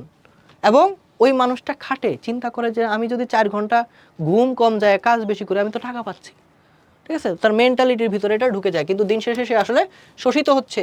উৎপাদন সম্পর্কের মালিকানা হলো উৎপাদনের উদ্বৃত্ত আত্মসাৎ। এবার সে বলতেছে মালিক শ্রেণী সে কি করে, যে উদ্বৃত্ত জিনিস সেটাকে আত্মসাৎ করে। এই যে বললাম, একটা লোক 8 ঘন্টা কাজ করবে, 16 ঘন্টা সে নিজের জন্য রাখবে, ফ্যামিলির জন্য কিছু সময় রাখবে, এটাই তো স্বাভাবিক। কিন্তু মালিক শ্রেণী তার জীবন থেকে উদ্বৃত্তকে টেনে নিয়ে যায়। কিভাবে? শুক্রবারের দিনেও বলে যে তুমি অফিসটা করো, তাইলে 8 দিন যে টাকা পাইতো তার হাফ টাকা পাবা তুমি।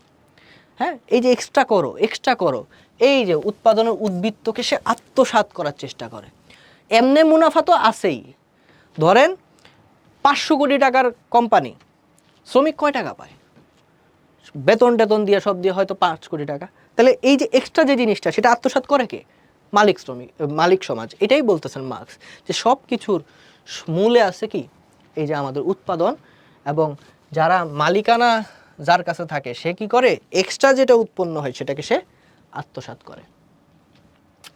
এইবার আমরা দেখব যে শ্রেণী বিন্যাস নিয়ে মার্কস যা বলছে, আশা করি আপনারা পরীক্ষায় লিখতে পারবেন। আমরা সুন্দর করে স্লাইডে এগুলো দিছি। আমরা একটু রাফ ডারেনডর্ফের যে থিওরি এটা একটু দেখব। উনি কি বলতেছেন? উনি বলতেছেন যে একটা দান্দিকতা আছে। হ্যাঁ, এ কারণে এই তত্ত্বটাকে, ডারেনডর্ফের তত্ত্বকে দান্দিক তত্ত্ব বলা হয়। উনি বলতেছেন যে আমাদের এই যে শ্রেণী ব্যবস্থা, এটার পেছনের কারণ হচ্ছে দান্দিকতা আছে। হ্যাঁ, এই দ্বান্দ্বিকতার কারণটা কি? দ্বান্দ্বিকতার কারণ হচ্ছে ক্ষমতাধর যার হাতে ক্ষমতা আছে এবং যার হাতে ক্ষমতা নাই, ক্ষমতাহীন, এদের মধ্যকার যে সংগ্রাম, ঠিক আছে, এটাই হচ্ছে মেন। এবং দেখেন মার্কস যেই শ্রেণীদ্বন্দ্বের কথা বলছেন ডারনডর্ফ সেটা কি করছে? স্বীকার করে নিছে। কিন্তু এদের মধ্যে পার্থক্যটা কি? পার্থক্যটা বোঝানোর জন্য আমি একটু ডিটেলে আলোচনা করি। মার্কস বলতেছে পৃথিবীর সকল সমাজ 5টা ধাপের মধ্য দিয়ে গিয়ে একটা সময় আর শ্রেণী থাকবে না। একটা হচ্ছে উনি বলতেছে আদিম সাম্যবাদ, ওখানে কোনো শ্রেণী বিন্যাস ছিল না, কোনো সামাজিক স্তর ছিল না। তারপর আসছে দাস সমাজ, তারপর আসছে সামন্ত সমাজ, এগুলো আমরা পড়ছি। তারপর আসছে বর্তমান সমাজ, পুঁজিবাদী সমাজ। এরপর মার্কস বলতেছে একটা সময় এমন আসবে যখন সমাজতন্ত্র প্রতিষ্ঠা হয়ে যাবে। সমাজতন্ত্র যেদিন প্রতিষ্ঠা হয়ে যাবে সেদিন মানুষের মধ্যে আর শ্রেণীবিন্যাস থাকবে না, সবাই সমান হয়ে যাবে।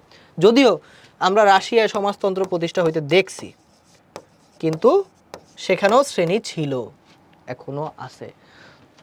মার্কস বলতেছে পুঁজিবাদী সমাজ যখন তার সর্বোচ্চ মাত্রায় পৌঁছে যাবে তখন আসবে সমাজতন্ত্র। সমাজতন্ত্র আসলে আর শ্রেণীবিন্যাস থাকবে না, সামাজিক স্তর বিন্যাস থাকবে না, সবাই সেম হয়ে যাবে।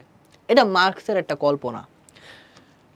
রালফ ডারেনডর্ফ বলতেছে এইটা ভুল।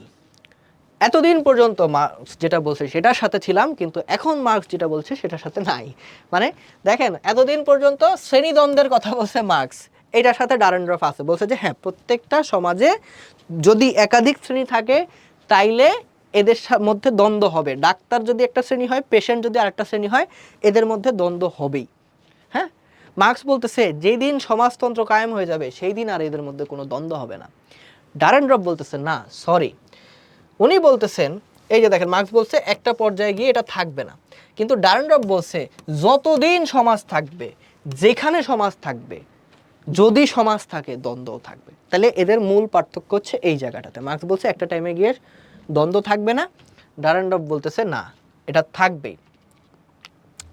মার্কস বলেন শ্রেণী দ্বন্দ্ব হবে কি অর্থনীতিকে কেন্দ্র করে, ডারেনডর্ফ বলেন যে কেবল অর্থনীতি না, অনেক কিছু, অনেক কিছু। আপনি কোন ধর্ম বিশ্বাস করেন, আপনি কোন চিন্তা চেতনায় বিশ্বাস করেন, সব কিছুই, হ্যাঁ সব কিছু নিয়েই কিন্তু দ্বন্দ্ব হইতে পারে।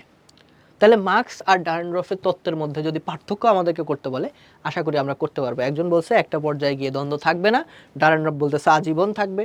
একজন বলতেছে সব কিছুর মূলে অর্থনীতি, ডারেনডর্ফ বলতেছে না, এর পাশাপাশি আরও কিছু ব্যাপার আছে। সো এইটা হচ্ছে আমাদের এই পর্যায়ের আলোচনা। তো ডারেনডর্ফ দেখেন দেখাচ্ছে দ্বন্দ্বটা কিভাবে হয়, আমরা একটু দেখি। উনি বিভিন্ন সংগঠন দেখাচ্ছে। এক নম্বরে বলতেছে দেখেন সরকারের ক্ষমতার ভূমিকায় কে থাকে? রাজনৈতিক এলিট। আপনি জীবনে কোনোদিন চিন্তা করতে পারছেন যে আপনি বাংলাদেশের প্রধানমন্ত্রী হবেন? আমি পারি নাই। কিন্তু যেই দুইটা দল বাংলাদেশের ক্ষমতা আছে তাদের যারা মানে বংশধর, তারা কিন্তু সবসময় চিন্তা করে যে পরের ইলেকশনে আমরা কিন্তু হয়ে যেতে পারি। তো এই যে একটা ক্ষমতার ভূমিকায় থাকে কারা? রাজনৈতিক এলিটরা সরকারে। আর অধস্তর ভূমিকায় থাকে নাগরিক। এইবার চিন্তা করে দেখেন তো এদের মধ্যে সবসময় দ্বন্দ্ব আছে কিনা? এদের মধ্যে কিন্তু সব সময় একটা অপোজিটিও থাকবে। পৃথিবী যতদিন থাকবে নাগরিক ততদিন সরকারকে প্রশ্ন করবে, সরকার ততদিন নাগরিককে দমানোর চেষ্টা করবে, তাই না? সো এদের মধ্যে একটা দ্বন্দ্ব থাকবে। এবার পেশায় আসেন।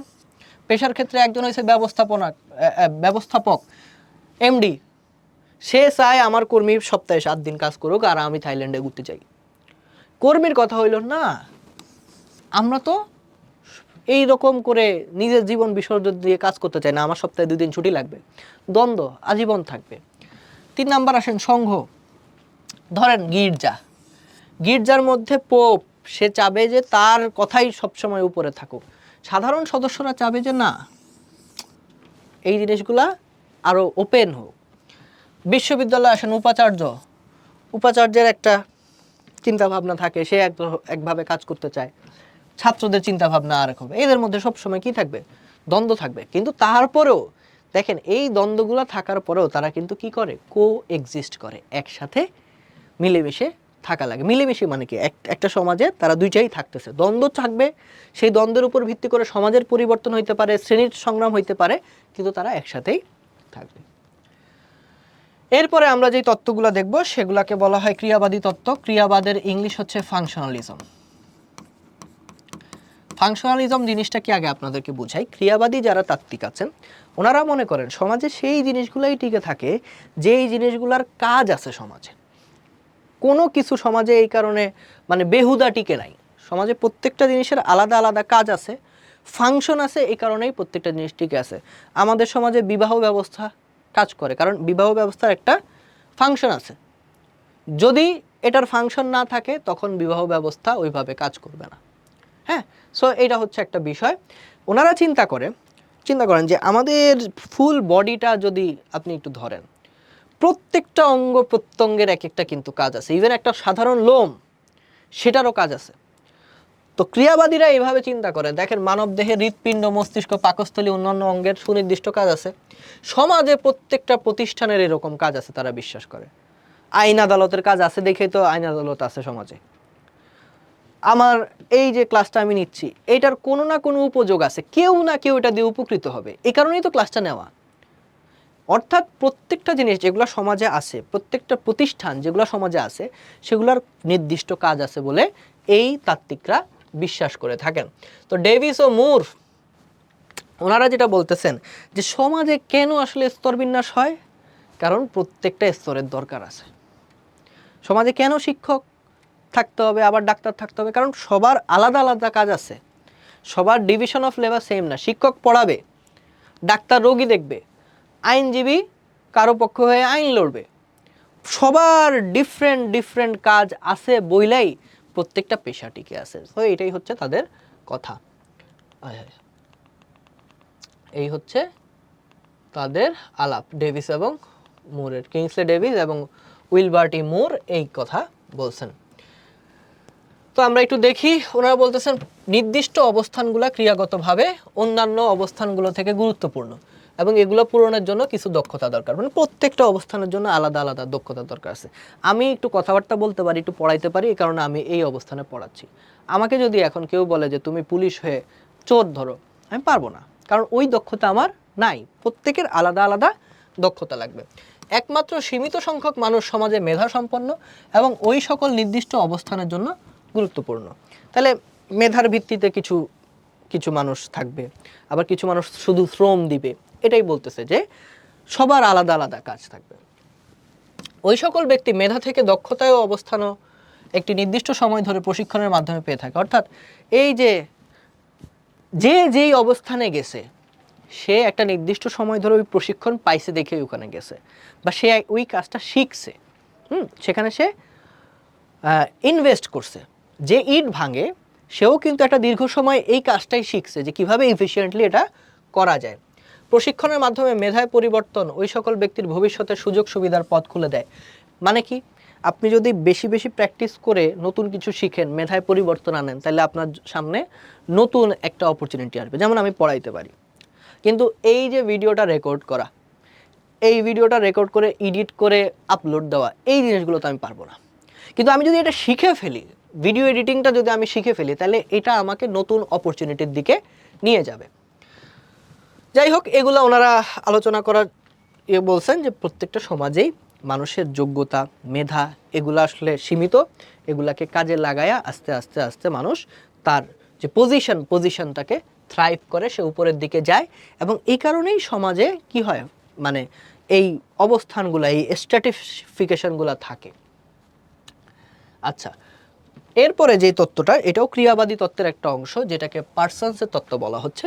পার্সনস বলতেছে যে ফাংশনালিজমটা এখানে অন্যভাবে কাজ করে। কিভাবে? 4টা ধরনের উপব্যবস্থা ধারা। এগুলো হচ্ছে মানুষ পরিবেশের সাথে খাপ খাওয়ানোর জন্য তার স্ট্র্যাটিফিকেশন লাগে। ঠিক আছে, যে ধরেন যেই লোক গ্রামে কৃষিকাজ করত, সে চলে আসছে ঢাকা শহরে। সে যদি চিন্তা করে আমি ঢাকা শহরেও কৃষিকাজ করব, তাহলে কিন্তু এই পরিবেশের সাথে সে আসলে মানায় নিতে পারলো না। কারণ গ্রামের কৃষিভিত্তিক সমাজে সেটা কানেক্টেড, মানে সেটা সেখানে চলে। কিন্তু ঢাকায় যেখানে জমি নাই, সেখানে সে কীভাবে কৃষিকাজ করবে? তার মানে এই ফাংশনালিস্ট পার্সপেক্টিভ থেকে তারা বলতেছে এই স্ট্র্যাটিফিকেশন দিয়ে যে মানুষ পরিবেশের সাথে খাপ খাওয়ানোর জন্য এগুলো দরকার আছে। হ্যাঁ, সেকেন্ড হচ্ছে গন্তব্যস্থান, যেখানে সে যাইতে চায় সেটা পাওয়া, সমন্বয়ের জন্য দরকার আছে, এবং লাস্টে তাদের যে সুপ্ত আদর্শ, এই আদর্শটাকে প্রকাশ করার জন্য ফাংশনালিস্ট যে ধারা সেগুলো দরকার আছে। এই পর্যায়ে আমরা যে টপিকটা নিয়ে আলোচনা করব সেটা হচ্ছে সামাজিক অসমতা। তো আমরা প্রথমে দেখলাম স্তরবিন্যাস, তারপর শ্রেণীর যেই ধরনগুলো সেগুলো দেখলাম। এইবার আমরা যেটা নিয়ে আলোচনা করব সেটা হচ্ছে এই স্তরবিন্যাস, শ্রেণী এগুলো থাকার কারণে সমাজে কিন্তু আমরা কিছু অসমতাও লক্ষ্য করতে পারি। সেই অসমতাটা আমরা এখন দেখব। তো সামাজিক অসমতা বলতে মূলত প্রাতিষ্ঠানিক অসমতাকে বোঝানো হয়। মূলত আপনি বিভিন্ন অফিসিয়াল জায়গাগুলোতে যে অসমতা ফেস করেন, আপনার বর্ণের কারণে হইতে পারে, ধর্মের কারণে হইতে পারে, সামাজিক অবস্থানের কারণে হইতে পারে, এগুলাকেই বোঝানো হয়ে থাকে। তো সংজ্ঞাটা আমরা একটু দেখি। স্মেলসার যেই সংজ্ঞাটা দিয়েছেন সোশ্যোলজি গ্রন্থের মধ্যে, এটা হচ্ছে অসমতা হচ্ছে সেই ব্যবস্থা যেখানে মর্যাদার দিক থেকে সকল মানুষ সমান অধিকার পায় না। অর্থাৎ এখানে বলতেছে যে মানুষের সমান যে অধিকারটা পাওয়ার কথা মানুষ হিসেবে, অ্যাজ আ হিউম্যান বিইং, সেটা সে মর্যাদার দিক থেকে পাচ্ছে না। এটাকেই বলা হচ্ছে অসমতা। রবার্টসন বলতেছে, যখন সমাজের কতিপয় মানুষ অন্যান্যদের চেয়ে বেশি ক্ষমতা, সম্পদ ও খ্যাতির অধিকারী হয়, তখন সেখানে সামাজিক অসমতা বিরাজ করে। অর্থাৎ দেখেন, কিছু মানুষ তারা অন্যান্যদের থেকে বেশি পায়, সব কিছুতে বেশি পায়। একটা মজার কথা এখানে মনে পড়লো। এক জায়গায় আমি শুনেছিলাম যে এক লোক বলতেছে, আইনের চোখে সবাই সমান, কিন্তু কেউ কেউ একটু বেশিই সমান। ওই রকম আর কি, যে যখন কিছু মানুষ থাকে তারা সমাজের অন্যান্যদের থেকে বেশি ক্ষমতা চর্চা করতেছে, সম্পদের ভাগ বেশি পাচ্ছে, খ্যাতির অধিকারী বেশি হচ্ছে, তখন সেটাকে সামাজিক অসমতা বলা যেতে পারে। এখানে আরেকটা জিনিস আমরা অ্যাড করতে পারি, যে একই দক্ষতা, একই যোগ্যতা থাকা সত্ত্বেও যখন কেউ তার যেই যা প্রাপ্য সেটা থেকে বঞ্চিত হয়, তখন সেটাকে আমরা অসমতা বলতে পারি। অসমতার নির্ধারক সমূহ দুই ভাগে ভাগ করা যায়। তাইলে অসমতার নির্ধারক সমূহ দুই ভাগে ভাগ করা যায়, এটা আমরা একটু মনে রাখবো। একটা হচ্ছে জৈবিক আর একটা হচ্ছে সামাজিক। কিছু কিছু যেই নির্ধারক সেগুলো জৈবিকভাবেই এসে থাকে, আর কিছু কিছু যেগুলো সেগুলো হচ্ছে সামাজিক। এখন দেখেন জৈবিক উপাদানের মধ্যে কি পড়ে। ধরেন নারী পুরুষের অসমতা। একজন মানুষ, তার তো নিজের হাতে আসলে কোনো ছিল না যে সে নারী হবে নাকি পুরুষ হবে, তার তো চয়েস ছিল না। এটা জৈবিকভাবেই সে নারী অথবা পুরুষ হয়ে জন্মগ্রহণ করেছে। এটা হচ্ছে অসমতা, মানে জৈবিক একটা অসমতা। বয়স, জাতি, হ্যাঁ, এইগুলা সব আমাদের দেখেন প্রাকৃতিক বিষয়। নরগোষ্ঠী, বংশ, হ্যাঁ, এগুলা হচ্ছে আমাদের জৈবিক বা প্রাকৃতিক বিষয়।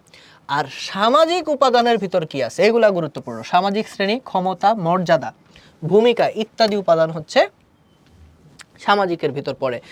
পরীক্ষার সময়ের জন্য আপনারা বিশেষ করে অবজেক্টিভের জন্য এগুলো একটু ভালো করে পড়বেন, কারণ এই ধরনের প্রশ্ন এসে থাকে নিচের কোনটি সামাজিক অসমতার নির্ধারক। হ্যাঁ, এই ধরনের প্রশ্ন এসে থাকে।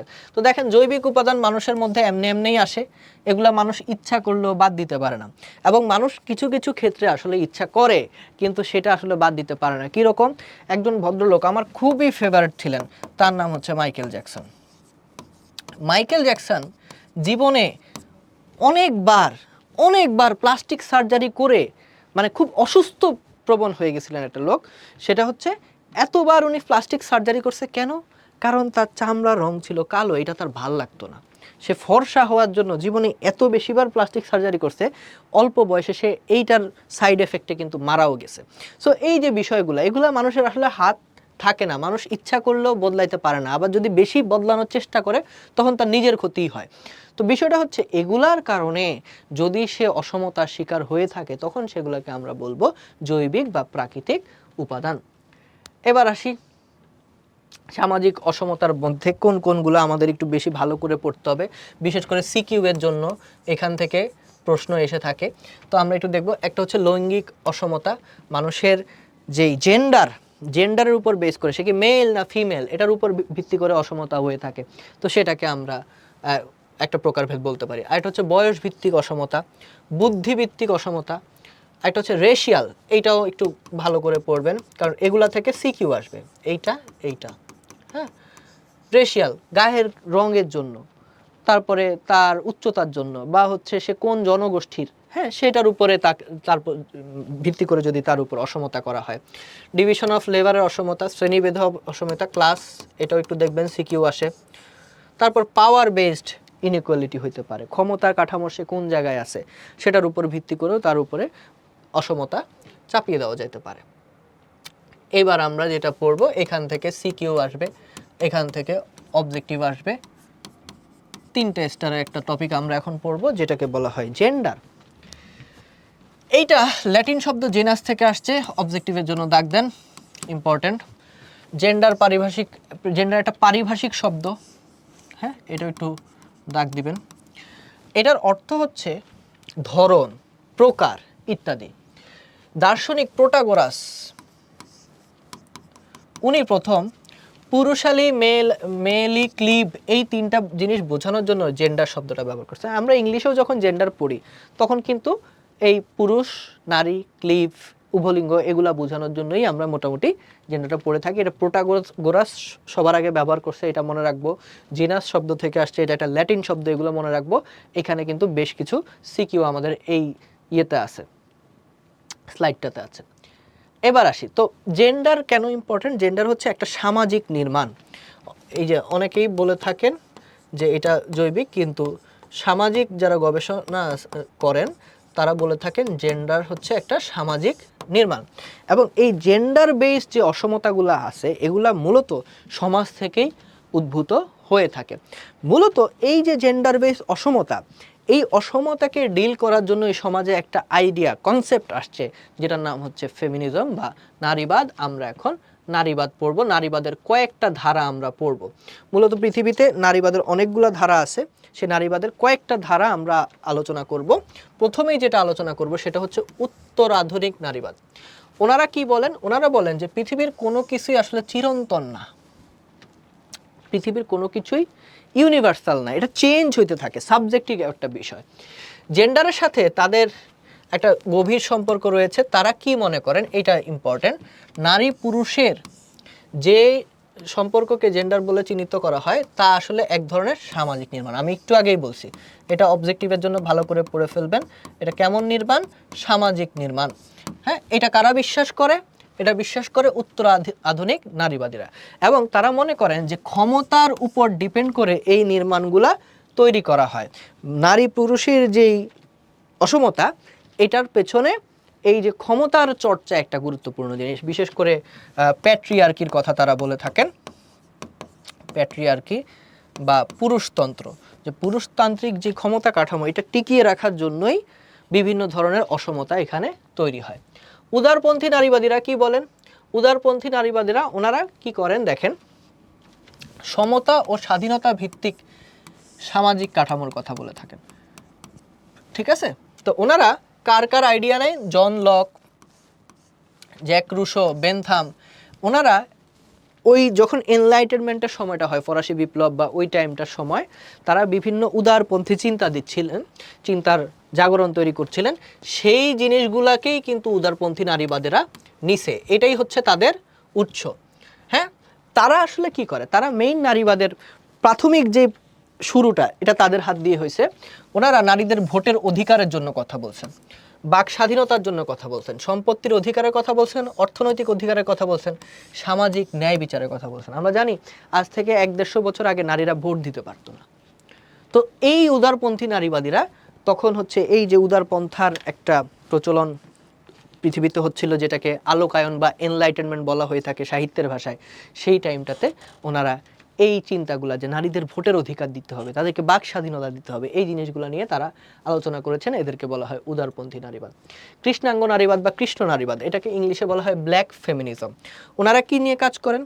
আপনি যদি খেয়াল করে থাকেন, এইখানে নাই, ইউরোপের দিকে যেটা হয় যে যাদের গায়ের রং কালো তাদেরকে খুব বাজেভাবে ট্রিট করা হয়। যে বিশেষ করে যে দেশগুলো খুব রেসিস্ট মানুষজনে ভরা, তারা কিন্তু এই কালোদেরকে মানুষ হিসেবেই চিন্তা করতে চায় না। সেই জায়গায় কালো নারীদের অধিকার আদায়ের জন্য যেই আমাদের যেই ইয়েটা আছে, নারীবাদের যেই স্ট্রিমটা আছে সেটাকে বলা হয়ে থাকে কৃষ্ণ নারীবাদ। আচ্ছা, তো এই যে দেখেন কৃষ্ণাঙ্গ নারীবাদীরা বর্ণবাদ ও যৌনবাদের বিরুদ্ধে সোচ্চার হতে গিয়ে এই নারীবাদের সূচনা ঘটান। তাহলে বর্ণবাদ ও যৌনবাদের বিরুদ্ধে সোচ্চার যেই নারীবাদের ধারা সেটাকে কৃষ্ণ নারীবাদ বলা যায়। বৈপ্লবিক নারীবাদ, হ্যাঁ, এইটা বিগত দশকে 60-এর দশকে এটা উত্তর আমেরিকায়, নর্থ আমেরিকান একটা ধারা। ওনারা পুরুষের যে আধিপত্য এবং কর্তৃত্ব এটার বিরুদ্ধে প্রতিবাদ করেন, ঠিক আছে। এবং ওনারা বলতে চাচ্ছেন যে জীবনের প্রত্যেকটা ওয়েতে পরিকল্পিতভাবে নারীদেরকে শোষণ করা হয়ে থাকে, পুরুষরা সেটা করে থাকেন। এবং ওনাদের আসলে চাওয়াটা কি? ওনাদের চাওয়া হচ্ছে, দেখেন, বাধ্যতামূলক মাতৃত্বকে নিয়ন্ত্রণ করার মধ্য দিয়ে নারীকে শোষণ করা হয়। এবং নারীর যে এই যে মেইন কথা হচ্ছে ফিমেল বডি বা নারী দেহের উপরে যেই ধরনের সিদ্ধান্ত নেওয়া হবে সেটা নারী নিজে নেবেন। এটাই হচ্ছে তাদের মেইন কথা, যে নারী আসলে তার দেহের সাথে কোন ধরনের ইয়েগুলো করবেন, আচরণ করবেন, সেটা নারী নিজে দেবে। এটা হচ্ছে বৈপ্লবিক নারীবাদের চিন্তাভাবনা। এইটা 3টা স্টারে দিয়ে লেখেন, কারণ এইটা সিকিউ এর জন্য গুরুত্বপূর্ণ হতে পারে, এমসিকিউ এর জন্য খুবই গুরুত্বপূর্ণ। জেন্ডার সম্পর্কিত আলোচনার সর্বশেষ সংযোজন হলো পরিবেশ নারীবাদ। ফরাসি নারীবাদী, এই যে দাগ দেন, 3টা স্টার দেন, ফ্রাসোয়া এবং 1974 সালে এই শব্দটা ব্যবহার করেছেন। এবং ওনারা নারীর প্রতি কর্তৃত্ব, প্রকৃতির উপর মানুষের আধিপত্য বিষয়ক মতামতকে নিয়ে এই পরিবেশ নারীবাদটাকে নিয়ে করছেন। বর্তমান প্রেক্ষাপটে আমার কাছে মনে হয় কৃষ্ণ নারীবাদ এবং পরিবেশ নারীবাদ বাংলাদেশের প্রেক্ষাপটে এগুলা খুব গুরুত্বপূর্ণ। এখান থেকে সিকিউ প্রশ্ন আসতে পারে, বাকিগুলা বাংলাদেশের প্রেক্ষাপটের সাথে, বাংলাদেশের সমাজ ব্যবস্থার সাথে ওইভাবে কানেক্ট করে না বা যায় না। এবার আসি সমাজতান্ত্রিক নারীবাদী। ওনারা চায় যে মানে সোশ্যালিস্ট যে পার্সপেক্টিভ, সমাজতন্ত্র প্রতিষ্ঠা হোক, এইগুলো তারা চেয়ে থাকেন। কিন্তু বাংলাদেশের প্রেক্ষাপটে আমি আগেই বলছি যে এই দুইটা, পরিবেশ এবং কৃষ্ণ নারীবাদ, এগুলা বেশি প্রশ্ন আসার মতো। নৈরাজ্যবাদী নারীবাদ, এখানে একটা চিন্তার ধারণা আছে সমাজবিজ্ঞানে, সেটা হচ্ছে যে নৈরাজ্যবাদ, অ্যানার্কিস্ট, হ্যাঁ, তারা আসলে কোনো সমাজ কাঠামোতে বিশ্বাস করে না। তারা মনে করে পৃথিবীতে আসলে কাঠামো না থাকলেই ভালো হইতো, বা তখন মানুষ ওই যে আদিম মানুষ যেভাবে ছিল সেভাবে থাকলেই ভালো হইতো। সো এই যে নৈরাজ্যবাদী চিন্তার নারীবাদের যে অংশ এখানে কানেক্টেড হয়েছে সেটাকে বলা হচ্ছে নৈরাজ্যবাদী নারীবাদ। এবার আমরা দেখব জেন্ডারের ভিত্তিতে সামাজিক বৈষম্য কীরকম হয়ে থাকে। একটা হচ্ছে জন্মগত বৈষম্য হয়, সম্পত্তির উত্তরাধিকারের ক্ষেত্রে বৈষম্য হয়, খাদ্য পরিবেশনে, এটা যারা মিনা কার্টুন দেখছে তারা খুব ভালোভাবে দেখবেন, হ্যাঁ, যে মিনা কার্টুনে কি হয়, রাজুকে একটা ডিম দেয়, মিনাকে হাফ ডিম দেয়। এই যে খাদ্য পরিবেশন বৈষম্য, এগুলো হয়ে থাকে। শিক্ষাক্ষেত্রে বৈষম্য, আমরা এখনও বাংলাদেশের বিভিন্ন প্রেক্ষাপটে দেখি যে নারী শিক্ষাকে সেভাবে দেখা হয় না ভালোভাবে, বা নারী শিক্ষাকে যেভাবে হচ্ছে এই জিনিসটাকে মানুষকে উৎসাহ দেওয়া দরকার সেটা করা হয় না। চলাফেরার বৈষম্য, শ্রমমূল্যে বৈষম্য, এটা খুব গুরুত্বপূর্ণ। একই কাজ নারী করতেছে, তার ইয়ে কম, বিশেষ করে চা বাগান, মাটি কাটা, এগুলোতে আপনারা দেখবেন যে দিনে 12 ঘন্টা পুরুষও কাজ করতেছে, নারীও কাজ করতেছে, কিন্তু নারীর যেই বেতন সেটা পুরুষের তুলনায় কম। সামাজিক আচরণবিধিতে বৈষম্য এবং চাকরি ক্ষেত্রে তো বৈষম্য আছেই। এগুলো দিয়ে এই যে ইয়েটা, এখান থেকে সিকিউ প্রশ্ন আসতে পারে, এগুলো আমরা আইডিয়া রাখবো। বয়স বৈষম্য, এটা থেকে অনেক বেশি সিকিউ আসে, সিকিউ না সরি এমসিকিউ এসে থাকে। এজিজম বলা হয়। তো এই এজিজম ধারণাটা 1968 সালে প্রথম দেওয়া হয়, হ্যাঁ। এবং বাটলার কি বলতেছেন, এটা হচ্ছে এমন একটা প্রক্রিয়া যার মাধ্যমে বয়সের কারণে প্রবীণের প্রতি বদ্ধমূল বিশ্বাস পোষণ, বৈষম্যমূলক আচরণ করা হয়। একটা সময় পর্যন্ত বাংলাদেশের বেশিরভাগ পরিবার ছিল যৌথ পরিবার বা বর্ধিত পরিবার।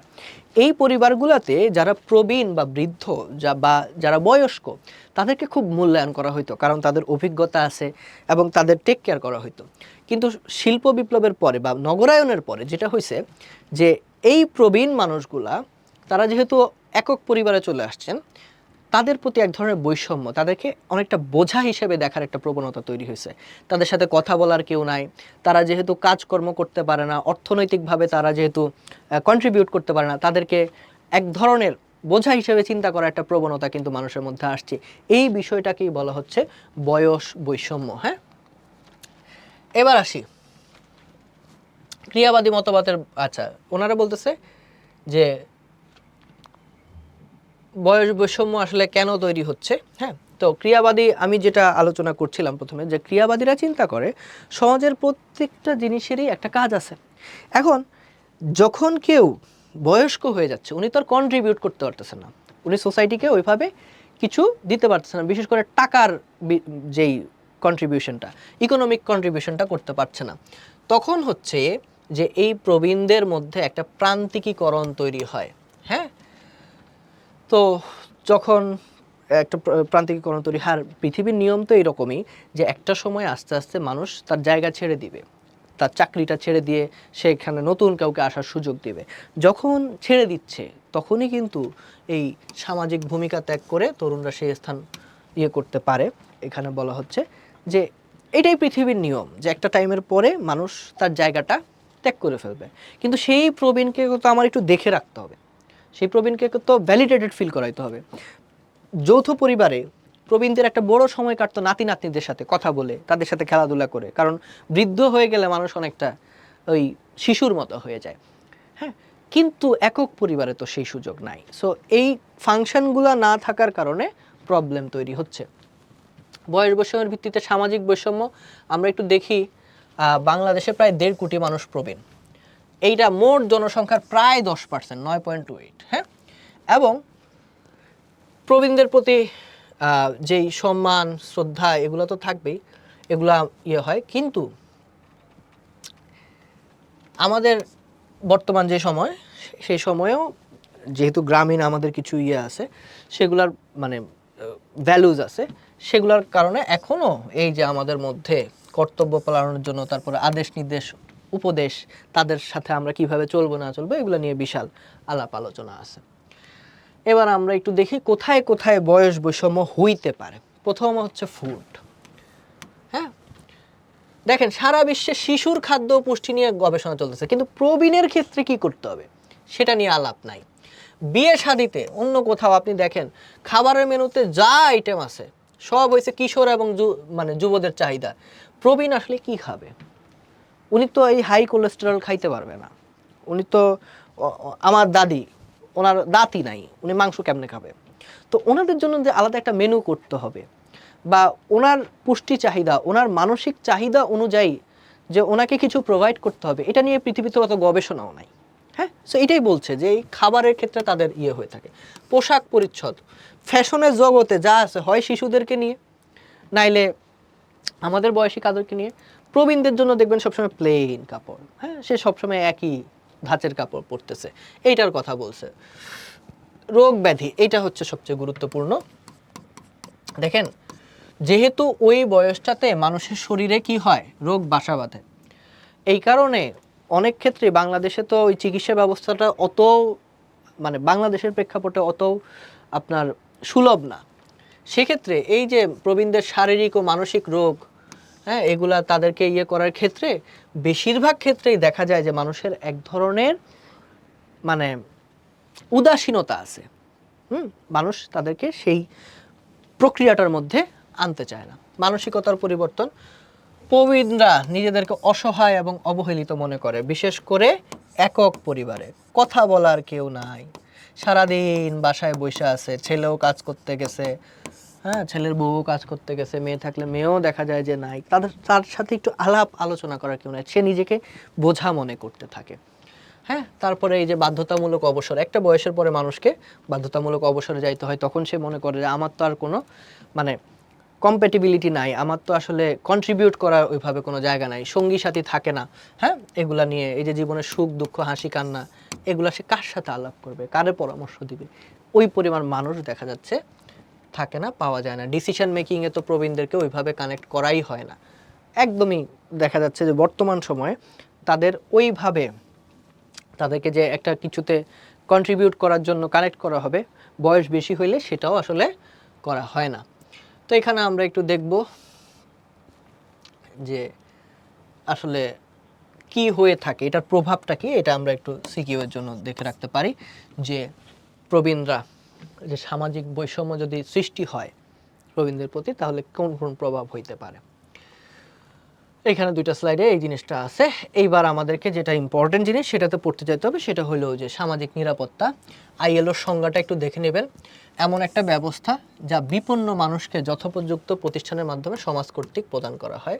স্বল্প আয়ের লোকেরা নিজেদের সামর্থ্য ও দূরদর্শিতার দ্বারা এককভাবে কিংবা স্বজনের সাহায্যে এটা করতে পারে না আর কি। সো সহজ কথা হচ্ছে, একটা মানুষ বেকার, সে কিছু করতে পারতেছে না, তার কোনো নাই, সেই জায়গায় তার একটা সামাজিক নিরাপত্তা দরকার। একটা মানুষ প্রবীণ, সেখানে তার একটা সামাজিক নিরাপত্তা প্রয়োজন। তো আইএলও বলতেছে এমন একটা ব্যবস্থা যেটা বিপন্ন মানুষকে প্রতিষ্ঠানের সাথে কানেক্ট করবে, তাকে বিভিন্ন সহায়তা করবে, যেই জায়গায় তার ফ্যামিলি তাকে হেল্প করতে পারতেছে না, যেই জায়গায় সে কোথাও থেকে হেল্প পাচ্ছে না, সেখানে সামাজিক নিরাপত্তা দিবে তাকে রাষ্ট্র। একটা ব্যবস্থা তৈরি করা হবে যেন সে ওই টাইমটাতে নিজেকে সে অসহায় মনে না করে। আচ্ছা, সামাজিক নিরাপত্তার কিছু বৈশিষ্ট্য আছে। এক নম্বর বৈশিষ্ট্য হচ্ছে এটা অর্থনৈতিকভাবে বিপন্ন মানুষদের প্রতি রাষ্ট্রীয় দায়িত্বের স্বীকৃতি, অর্থাৎ রাষ্ট্র এই দায়িত্বটা নেবে। মানবিক অধিকার হিসেবে স্বীকৃতি। আপনারা দেখবেন যে যেই জায়গায় সোশ্যাল সেফটি নেটওয়ার্কের আইডিয়া আছে, বিশেষ করে ওই যে আপনার স্ক্যান্ডিনেভিয়ান কান্ট্রিগুলোতে, নরওয়েতে, ফিনল্যান্ডে, ওইখানে মানুষজন কিন্তু অনেক তুলনামূলকভাবে হ্যাপি, কারণ তাদের সবসময় মাথায় এটা নিয়ে ঘোরা লাগে না যে আমি কালকে খাবো কি, কারণ তার মানবিক অধিকার রাষ্ট্র তাকে চিহ্নিত করে দিছে। সামাজিক নিরাপত্তার আইনগত এটার ভিত্তিও আছে। একটা বুড়া মানুষ বাংলাদেশে, আমি ওই যে কিছুদিন আগে ইউটিউবে ভিডিও দেখতেছিলাম যে এক মহিলা, তাকে তার জামাই কাইন্ড অফ কবর দেওয়ার চেষ্টা করতেছে, হ্যাঁ, এটা অনেক ভাইরাল হয়েছে। এগুলা আপনি যেই সব দেশে সোশ্যাল সেফটি নেটের ধারণা আছে, এগুলো চিন্তাও করতে পারবে না। এগুলো যখনই করবে, সাথে সাথে রাষ্ট্র এসে ওই লোককে কাস্টডিতে নিয়ে যাবে, যে একটা মানুষ হিসেবে তার কিছু মানবিক অধিকার আছে, এটা তাকে দেওয়া হয়েছে, রাষ্ট্র তাকে দিছে, তুমি তাকে বোঝা মনে করে কেন এই ধরনের অপকর্ম তার সাথে করতেছে, এটা করা যাবে না। এইটাই হচ্ছে সোশ্যাল সেফটি নেটওয়ার্ক, আপনাকে বাঁচাবে যে কোনো একটা হিউমিলিয়েশন থেকে, আপনাকে সে রক্ষা করবে। মানব জীবনের বিপর্যয় মোকাবেলায় আধুনিক সামাজিক নিরাপত্তার উদ্ভব। বাংলাদেশে কিছুদিন আগে হচ্ছে ইউএসএআইডি, সে তার ফান্ডিং বন্ধ করে দিছে, 50,000 মানুষের চাকরি চলে গেছে। এরা কি করবে? করবেটা কি? হঠাৎ করে তারা আকাশ থেকে পড়লো না। কিন্তু যেই দেশে সোশ্যাল সেফটি নেট আছে, ওই দেশে ওরা এটা নিয়ে চিন্তা করার দরকার নাই। যতদিন পর্যন্ত চাকরি না হচ্ছে, ও বেকার ভাতা পাবে, রাষ্ট্র তাকে দিবে, কারণ এই চাকরি চলে যাওয়ার পিছনে তার তো হাত নাই, হুট করে চলে গেছে। তো এই যে কোনো বিপর্যয় মোকাবেলায় আধুনিক সমাজের এই যে নিরাপত্তার ধারণা, এটাকে সোশ্যাল সেফটি নেট বলে। কিভাবে সোশ্যাল সেফটি নেট করা যায়? একটা হচ্ছে সামাজিক বীমা। আপনি ইউরোপ যদি যান জীবনে কখনো, দেখবেন যে ইউরোপ যাওয়ার আগে দেশ থেকে আপনাকে আগে ইন্স্যুরেন্স করে যেতে হবে, কারণ ওই টাকার কিছু অংশ রাষ্ট্র রাইখা দিবে, রাইখা দিয়ে যেই দিন আপনার খারাপ দিন আসবে, সেদিন রাষ্ট্র আপনাকে সেটা পে ব্যাক করবে। তো সামাজিক বীমায় কর্মসূচির মাধ্যমে কি করা হয়, কিছু সুবিধা সেবা আপনি পাবেন। স্বাস্থ্য বীমা করে রাখলে যেদিনই আপনি অসুস্থ হয়ে যাবেন, বীমার কাগজ দেখাবেন, কম দামে টেস্ট করতে পারবেন, ওষুধগুলা রাষ্ট্র আপনাকে দিয়ে দিবে, হ্যাঁ। বা বড় বড় টেস্ট, আপনার টাকা নাই কিন্তু আপনি বীমা করে রাখছেন, ওই বীমার যে ইন্স্যুরেন্সের টাকা আছে সেটা দিয়ে আপনি বড় টেস্ট করাইতে পারবেন, হ্যাঁ। তারপরে পেনশন ব্যবস্থা, বীমা, বেঁচে থাকার সুযোগ সুবিধা, হ্যাঁ, তো ভবিষ্যৎ তহবিল, এই ধরনের অনেক কিছু আছে বীমার সেবার ভিতরে আসে। জীবন বীমা করা যায়, গাড়ির জন্য বীমা করা যায়, গাড়ি যদি আপনার কোনো কারণে অ্যাক্সিডেন্ট করে, তখন হচ্ছে গাড়ি ঠিক করতে যে টাকা লাগবে সেটা বীমা কোম্পানি দিবে। স্বাস্থ্য বীমা বাংলাদেশে মোটামুটি এখন খুব ফেমাস হচ্ছে। তো এরকম কয়েকবার ঢাকা বিশ্ববিদ্যালয়ে যদি ভর্তি হন, আপনাকে মানে ম্যান্ডেটরিভাবে বীমা করতে হবে একটা। তো সেটা কি হয়, যখন হচ্ছে আপনি ডাক্তার দেখান, অনেক টাকা খরচ হয়ে গেলে হাইয়েস্ট হচ্ছে আপনি 50,000 টাকা পর্যন্ত ওই কাগজপত্র দেখায় বিমা থেকে তুলে নিতে পারবেন। তাহলে এটা একটা স্টুডেন্টের জন্য একটা সেফটি। সো এরকম সামাজিক বিমার মাধ্যমে সেফটি, সোশ্যাল সেফটি হয়। আরেকটা হইল সামাজিক সেবা, কিছু সার্ভিস আছে, সোশ্যাল সার্ভিস আছে, হ্যাঁ, এইটার মাধ্যমে হয়ে থাকে। যেমন ধরেন অবসর ভাতা, এটা কিন্তু একটা সেবার মতো, হ্যাঁ। তো দেখেন চাকরিজীবী বিপন্ন অবস্থায় মোকাবেলা করতে যে ভবিষ্যৎ তহবিল, যৌথ বীমা, অফিসগুলোতে যৌথ বীমা করে রাখে, যে কোনো দিন যদি ঝামেলায় পড়ে তখন কি হবে। চাকরি জীবনের প্রদত্ত সেবার বিনিময়ে পাওনা, যেমন অবসর ভাতা। বাংলাদেশে পেনশন বলে না, পেনশন, যে এত বছর আপনি রাষ্ট্রকে সার্ভ করছেন, রাষ্ট্র এবার আপনার বুড়া বয়সে আপনারা কিছু টাকা পয়সা দিবে যেন আপনি ভালোভাবে থাকতে পারেন। নাগরিক অধিকার হিসেবে পাও না, যেমন বেকার ভাতা, বয়স্ক ভাতা, বিধবা ভাতা, এগুলো নাগরিক অধিকার হিসেবে একটা মানুষ পাইতে পারে। লাস্ট হচ্ছে মৌলিক নিরাপত্তা, রাষ্ট্র আপনাকে মৌলিক নিরাপত্তা দেবে, তাইলেই আপনি সোশ্যাল সেফটি নেটের ভিতর থাকবেন। তাহলে আজকের যে আলোচনা, এখানে আমরা অনেকগুলা জিনিস নিয়ে আলোচনা করছি এবং অনেক কিছুর জিস্ট আমরা দেখানোর চেষ্টা করছি।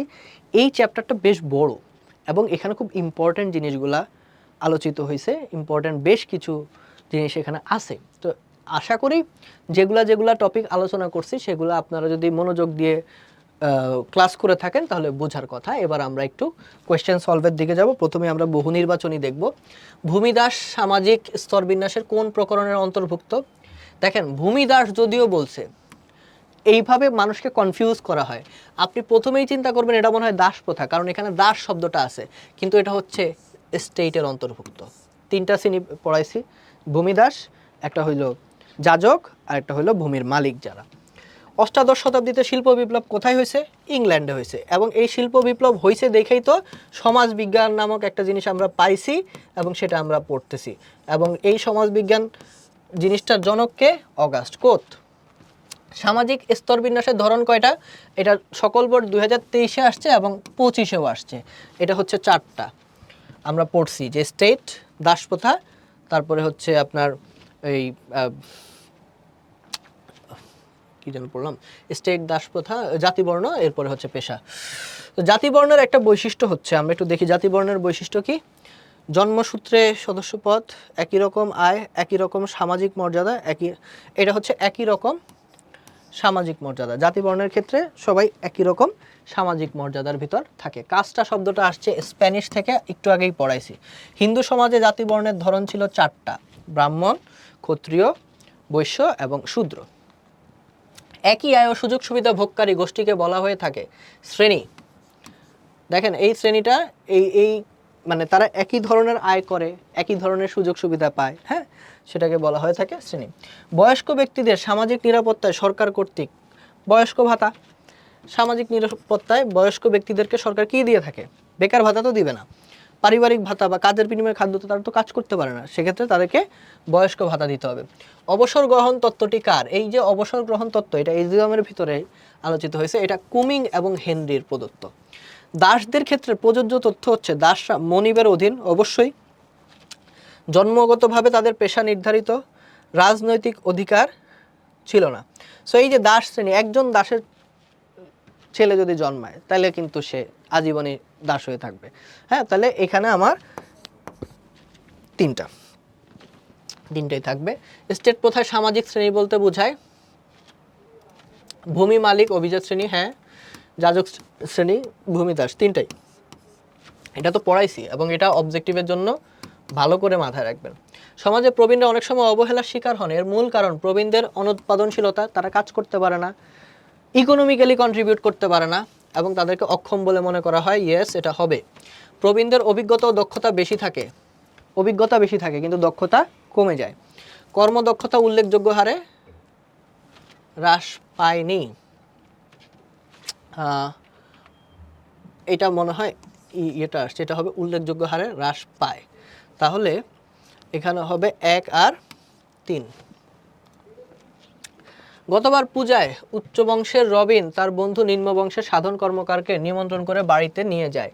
রবিনের মা পূজা উৎসবে বাড়িতে সাধনের আসার বিষয়টিকে ভালোভাবে নিতে পারে না। এক পর্যায়ে তিনি রবিনকে ডেকে বলেন, তুমি সাধনকে পূজায় নিমন্ত্রণ না করলে পারতে। তাইলে এখানে কি দেখা যাচ্ছে? জাতিবর্ণ প্রথা দেখা যাচ্ছে, বংশ নিয়ে একটা ঝামেলা। তারপরে উক্ত প্রকরণের বৈশিষ্ট্য হচ্ছে এই প্রথায় অন্তর্বিবাহ স্বীকৃত, হ্যাঁ, নিজ নিজ জাতির মধ্যে বিবাহ হয়ে থাকে। মর্যাদার পরিবর্তন সম্ভব? আর একটু দেখি, এটি একটি পেশাভিত্তিক গোষ্ঠী, হ্যাঁ। মর্যাদার পরিবর্তন কি সম্ভব জাতিবর্ণের ক্ষেত্রে? না, সম্ভব না। কারণ হচ্ছে ওই যে আপনি ইয়ের ভিতর পড়ে গেছেন, যতই ভালো কিছু আপনি করার চেষ্টা করেন, কিন্তু আপনার ওই যে বংশ তো আপনি পরিবর্তন করতে পারবেন না। তাহলে 1 আর 3 হচ্ছে এখানে অ্যান্সার। ভাইয়ের তুলনায় মেধাবী হওয়া সত্ত্বেও আর্থিক সংকটের কারণে ঋতুর বাবা ঋতুর পড়ালেখা বন্ধ করে দেন। আহারে ঋতু, কিন্তু তার ভাইয়ের পড়ালেখা চালিয়ে যান। এটা কোন ধরনের অসমতা? লিঙ্গভিত্তিক, কারণ ঋতু মেয়ে, এই কারণে ঋতুকে পড়ানো হচ্ছে না।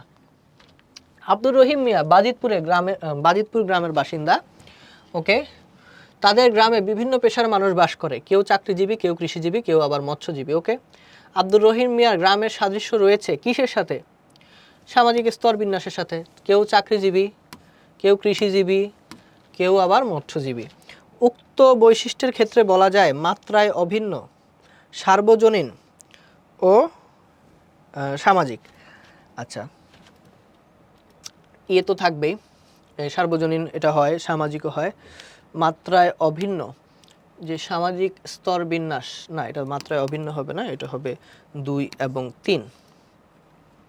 অলোক ও রহমত ছোটবেলা থেকে গ্রামের একই স্কুলে পড়াশোনা করেন।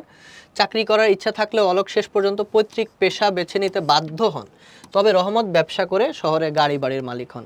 এই যে অলোকের পৈতৃক পেশা বেছে নেওয়ার কারণ কি? এটা হচ্ছে জাতিবর্ণ প্রথা। কারণ ওই যে সে যেই ইয়ে ছিল সেই পেশাতেই তাকে থাকতে হবে। রহমতের মর্যাদা এখানে, রহমত যেটা করছে ব্যবসা করে ইয়ে করছে, তাহলে এটা অর্জিত এবং বংশভিত্তিক নয়। হ্যাঁ, তাহলে এটা হবে 2 আর 3। রহিমা নির্মাণ শ্রমিক, সারাদিন সে পুরুষ সহকর্মীদের সাথে সড়ক নির্মাণের কাজ করে থাকে। পুরুষ কর্মীদের সমান কাজ করেও সে কম মজুরি পায়। একটু আগে আমরা এটা আলোচনা করতেছিলাম যে জেন্ডার ভিত্তিক যে ইয়েগুলা, অসমতা। রহিমা এর প্রতিবাদ করলেও সহকর্মী নিয়োগকারী কেউ তাকে সমর্থন করে না। তাহলে বৈষম্যের কারণটা কি? এখানে অবশ্যই জেন্ডারের সমস্যা। এই ধরনের বৈষম্য নিরসনের প্রয়োজন শ্রমিক মজুরি বৃদ্ধি, নারী শ্রমিক নিয়োগ বন্ধ, নারীদের গৃহস্থলী কাজে সীমাবদ্ধ রাখা। না, এই 3টা করলে আমার কোনো লাভ হবে না, মানসিকতা পরিবর্তন করতে হবে। হ্যাঁ, এবার আমরা কিছু জ্ঞানমূলক প্রশ্ন এখানে দেওয়া আছে, এগুলো আপনারা প্র্যাকটিসের জন্য ইউজ করতে পারবেন, এই কারণে তুলে আনা হয়েছে। সামাজিক প্রাচীনতম রূপ কোনটা, এগুলা সবগুলাই আজকের আলোচনার মধ্যে আমাদের আছে, আলাদা করে অ্যান্সার এখানে আমি দিয়ে দেবো না, এগুলো আপনারা হোমওয়ার্ক করবেন। ঠিক আছে, যে এগুলা যে বিষয়গুলো আছে সব আলোচনা করা হয়েছে। প্রাচীনতম রূপ কোনটি, একই জিনিস 2 বার 3 বার আসছে। জাতিবর্ণ প্রথা কি, জেন্ডার কি, এগুলো সব আমরা ক্লাসের মধ্যে আলাপ করেছি। এখান থেকে আপনারা অ্যান্সার করবেন। কিছু অনুধাবনমূলক প্রশ্ন দেওয়া আছে, এগুলোও আপনারা হোমওয়ার্ক হিসেবে ইয়ে করবেন। মূলত প্র্যাকটিস করার জন্য আপনাদেরকে এগুলো দেওয়া হয়েছে। বিভিন্ন বোর্ডে এই প্রশ্নগুলো এসেছে, যেগুলো আমরা অলরেডি পুরা লেকচারে আলাপ করেছি। এবার আমরা কিছু বোর্ডে সৃজনশীল কোশ্চেন দেখব। এখানে আমরা শুধু গ আর ঘটাকে ফোকাস করব। একটা কোয়েশ্চেন মার্ক দিয়ে 4টা জিনিস দেওয়া হয়েছে, জাতিবর্ণ প্রথা, স্টেট, দাস, শ্রেণী ও মর্যাদা গোষ্ঠী। তাহলে এই ছকে আমরা বুঝতে পারতেছি কি হবে, এই ছকে আমরা বুঝতে পারতেছি সামাজিক স্তর বিন্যাস হবে। সামাজিক স্তর বিন্যাস এখানে কানেক্ট হবে। আচ্ছা, কেন? প্রত্যেকটি যে কোনো একটা ধরন বিশ্লেষণ করা, তার মানে এখান থেকে আপনাদেরকে যে কোনো একটা ধরন বিশ্লেষণ করতে হবে। আপনি চাইলে দাস প্রথা বিশ্লেষণ করতে পারেন, জাতি প্রথাতে আপনি লিখতে পারবেন বেশি, সো আপনি জাতি বর্ণ যে প্রথা আছে সেটাও বিশ্লেষণ করতে পারেন, স্টেট প্রথাও বিশ্লেষণ করতে পারেন। আমি হইলে এটা করতাম, কারণ এখানে বেশি লেখার সুযোগ আছে। এবার আমরা দেখি, রাখাল চন্দ্র একজন জেলে, বংশ পরম্পরায় তার পরিবার একই পেশায় কাজ করে আসছে, বিবাহ এবং অন্যান্য সামাজিক সম্পর্ক তাদের একই জাতিবর্ণের লোকজনের সঙ্গেই হয়। তাহলে এখানে জাতিবর্ণ প্রথার কথা বলা হচ্ছে। কিন্তু তার ছেলে শ্যামাপ্রসাদ একজন ব্রাহ্মণের মেয়েকে পছন্দ করে ও তাকে বিয়ে করতে চায়। কোনো লাভ নাই, ঠিক আছে, এখন পর্যন্ত সে সফল হওয়ার চান্স খুবই কম। তো আমরা একটু দেখি, এখানে একটা গুরুত্বপূর্ণ প্রশ্ন করে রাখছে, প্রোটেস্ট্যান্ট ইথিক্স এবং স্পিরিট অফ ক্যাপিটালিজম, এটা ম্যাক্স ওয়েবারের লেখা। যাই হোক, আমরা গতে চলে আসি। উদ্দীপকে সামাজিক স্তর বিন্যাসের কোন প্রকরণের বৈশিষ্ট্য ফুটে উঠেছে? তো আমরা ওই যে জাতিবর্ণ প্রথা এখানে দেখতেই পাচ্ছি, তাহলে আমরা এখানে লিখবো যেটা জাতিবর্ণ প্রথা আসছে। শ্যামাপ্রসাদের আচরণের স্তর বিন্যাসে কোন দিকটি পরিলক্ষিত হয়? হ্যাঁ, শ্যামাপ্রসাদ কি করতেছে, বর্তমান সময়ে উক্ত দিকটির প্রভাব বিশ্লেষণ করো। প্রভাব হ্রাস পাচ্ছে। তো শ্যামাপ্রসাদ একজন ব্রাহ্মণের মেয়েকে পছন্দ করে এবং তাকে, তাহলে এখানে আমরা বুঝতে পারতেছি যে শ্যামাপ্রসাদের ইয়েতে জাতিবর্ণ প্রথাই উঠে আসতেছে। হ্যাঁ, কিন্তু বর্তমান সময়ে এটার প্রভাব হ্রাস পাচ্ছে। তো যেহেতু এখানে এখন যুগটা হচ্ছে অনেকটা এরকম যে এখন মানুষ আরোপিত মর্যাদার উপরে অর্জিত মর্যাদাকে প্রাধান্য দিচ্ছে, শ্যামাপ্রসাদ নিজের জায়গাটা চেঞ্জ করার চেষ্টা করতেছে এবং সে এই যে সামাজিক যে জাতিবর্ণ প্রথা, তারপরে আদার যেই জিনিসগুলো আছে সেগুলোকে ভেঙে নতুন সূচনা করার চেষ্টা করতেছে, এটা আমরা লিখব। আমরা দেখতে পাচ্ছি শিল্পপতি ক, শ্রমিক খ, মাঝখানে অধ্যাপক আছে। গতে বলছে সামাজিক স্তরবিন্যাস ব্যবস্থার কোন ধরনটির উল্লেখ করা হয়েছে। তাহলে দেখেন এখানে শিল্পপতি একটা পেশা, শ্রমিকও পেশা, তাহলে পেশাভিত্তিক যেই স্তরবিন্যাসটা, হ্যাঁ, সেটা তুলে ধরার চেষ্টা করা হয়েছে। ক খ এর মাঝে সামাজিক অসমতা মূলত উৎপাদনের উপকরণের মালিকানা ভিত্তিক। তাহলে এখানে আপনাকে যেটা করতে হবে, কার্ল মার্কসের আলাপ করতে হবে। প্রথমে আপনি বলবেন যে কার্ল মার্কস বলছে কি উৎপাদনের উপকরণের মালিকানাই হচ্ছে সামাজিক স্তরবিন্যাস বা শ্রেণীর যেই ধারণা সেটার মেইন জিনিস। এবার শিল্পপতি, তার হাতে কলকারখানা আছে, উৎপাদনের যে ব্যবস্থাগুলো সেগুলো তার হাতে, হ্যাঁ, উৎপাদনের মালিকানা তার হাতে। আর শ্রমিক কি করে, ভাড়ায় খাটে। তাহলে উৎপাদনের সাথে যদিও তার সম্পর্ক বেশি, কিন্তু উৎপাদনের যেই উপকরণ সেগুলা উৎপাদন ব্যবস্থার সাথে মালিকানায় সে নাই। তাহলে সে হবে কি শোষিত, আর এই হবে কি শোষক, হ্যাঁ, মার্কসের মতে। এবং এদের মধ্যে সম্পর্কটা তৈরি করছে কে, উৎপাদন ব্যবস্থা, হ্যাঁ, মালিক শ্রেণী এবং শোষক শ্রেণী এখানে আলোচিত হচ্ছে। তাহলে গতে কি চেয়েছে, স্তরবিন্যাস কোনটা, এই যে পেশাভিত্তিক। হ্যাঁ, স্বামী স্ত্রী দুজনেই সরকারি চাকরিজীবী, সারাদিন অফিস শেষ করে স্ত্রী বাসায় এসে সন্তানদের দেখাশোনা সহ সংসারের যাবতীয় দায়িত্ব পালন করে। স্বামী অফিস থেকে এসে ক্লাবে যায়, কি খারাপ, মোবাইল বা টিভি দেখেন। স্বামী মনে করেন সংসারের এসব দায়িত্ব পালন করা তার কাজ নয়। সংসার ও অফিসের সকল দায়িত্ব পালন করতে গিয়ে স্ত্রী শারীরিক ও মানসিকভাবে অসুস্থ হয়ে পড়ছেন। আমরা একটু দেখব গ নাম্বারে কি বলছে, কোন অসমতা।